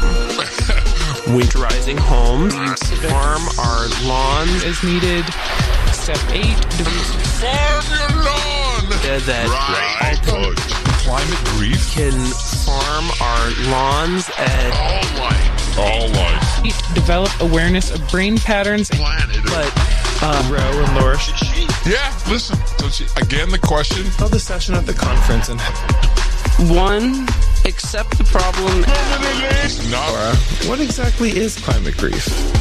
Climate grief is the gut punch that you feel when you realize that your imagined future may not exist anymore. You have to accept that you're going to show up. Life on transition. Keep going. 9. Show up. And just transform our energy system. 9. Show up. Where dogs. 9. Show up. Security. Lawns. On this planet. The kids will still be drawing them. You are not mature enough to tell it like it is. News these days, like no one ever told me that we were like rapidly going towards this catastrophe. Totally. So is this the climate depression session? Hey, so feel my feelings. When I first saw him, I looked outside as a dead bird. A terrific news report. Well, I work at Noodles, a restaurant. Sounds cool. Internally, inside myself, I'm saying to myself, I need a break. And so I need a break. Some individuals are comparing this to Watergate. Why am I seeing this ad? Your boy's gonna be talking like your girls. Someone makes a statement, but it sounds like I'm asking a question. The New York Times. I feel my feelings. Feel my feelings? How do you not feel your feelings? In the morning. Should old acquaintance be forgot and never brought to mind? Should old acquaintance be forgot and days of old lang syne? For old lang syne, my dear, for